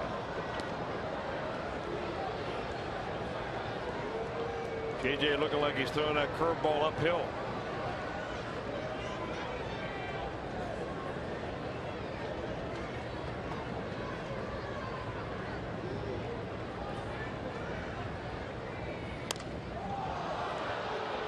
Fly ball, shallow center, and Cozart out to get it, and that will end the inning. Dodgers strand 2. Reds one more crack at him, trailing by 4. They bat in the bottom of the ninth.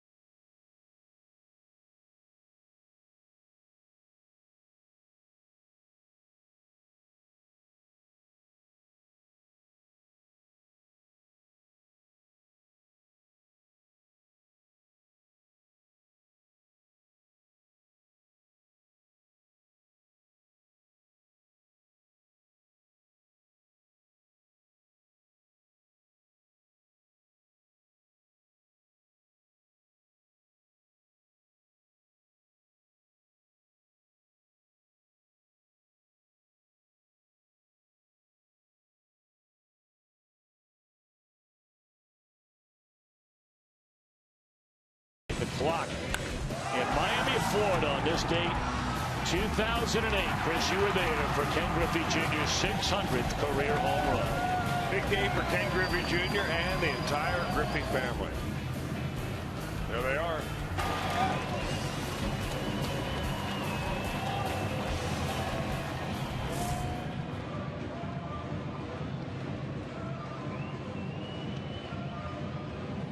So the Reds will bat here in the bottom of the ninth inning. It'll be Cozart. Looks like Skip Schumacher for the pitcher. And then Santiago. Dodgers going to get their closer, Kenley Jansen, a little bit of work here tonight. Yeah, it's been a while, about a week since he's been in a ball game. And that was his last save opportunity when he pitched against the Chicago White Sox on June the 2nd. He is 17 for 19 in saves, save opportunities. He has struck out 42 batters in 25 innings. Big overhand fastball that has a natural cut, which it'll move away from right-handers. And the Reds have only struck out 2 times all night. This guy's a strikeout ace. All right, Cozart the batter to lead things off. Zach 1 out of 3 and a single his first time up. And looks at a fastball, strike 1.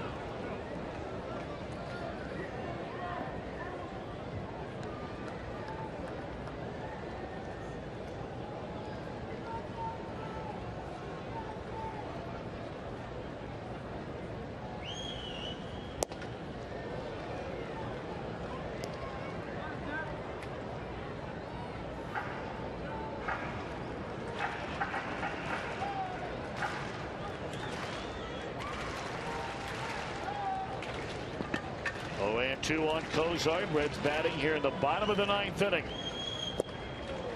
And that's a 95-mile-per-hour fastball for the first out of the inning.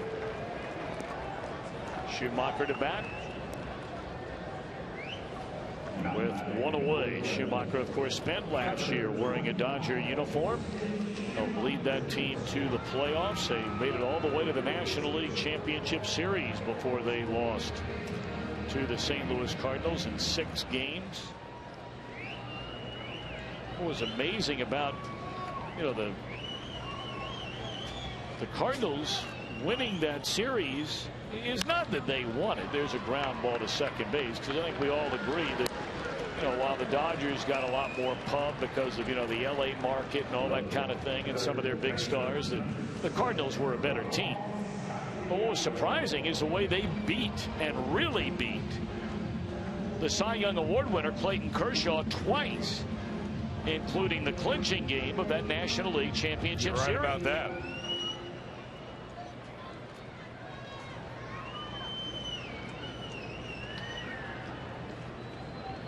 I tell you, a team that's got it going on right now, and really they were where the Reds were pretty much the entire year until about the past 2.5 weeks, and that's the Cleveland Indians. They are absolutely rolling right now. They were 8, 9, 10 games under 500. And if they win tonight and they're leading 13-6, they will go to 2 games over the 500 mark. And if the White Sox lead stands against Detroit and they're in the 7th, the Indians would be 2 games out of first place. Boy, they have come a long way, and they're putting a lot of runs on the board. Yep. I mean, there were people already in Cleveland just throwing in the towel on that team. 2-0 on Santiago. But now they're right back in the hunt, right where they were last year. When they went to that, not just a 1-game playoff, they had to play a 2-game playoff to try and get into the postseason. 3-0 the count. And there's strike. What do they win just to get into playoffs? They win their last 10 games, is that right, to get into the playoffs last year? I think they did, yeah. 3-1 the count now on Santiago. And there's strike 2. You know, talking to them in spring training, they looked at their schedule and they said, you know what, if we can hang close, the last month really favors, you know, they're playing the teams that you would project to be less than 500 teams, and boy, they really played well down the stretch.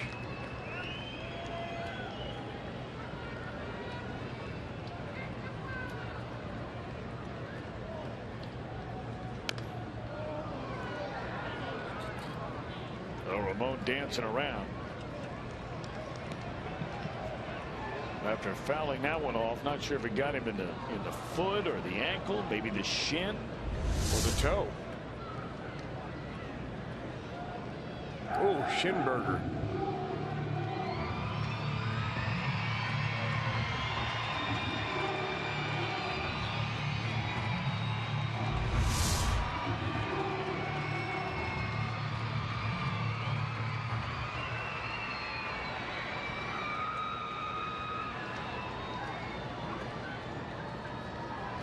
Two on Santiago, and that'll do it. So the Dodgers win the opener of this 4-game series by a final count of 6-2. Dan Herron the winner, 6-4. Tony Cingrani the loser, slips to 2-7.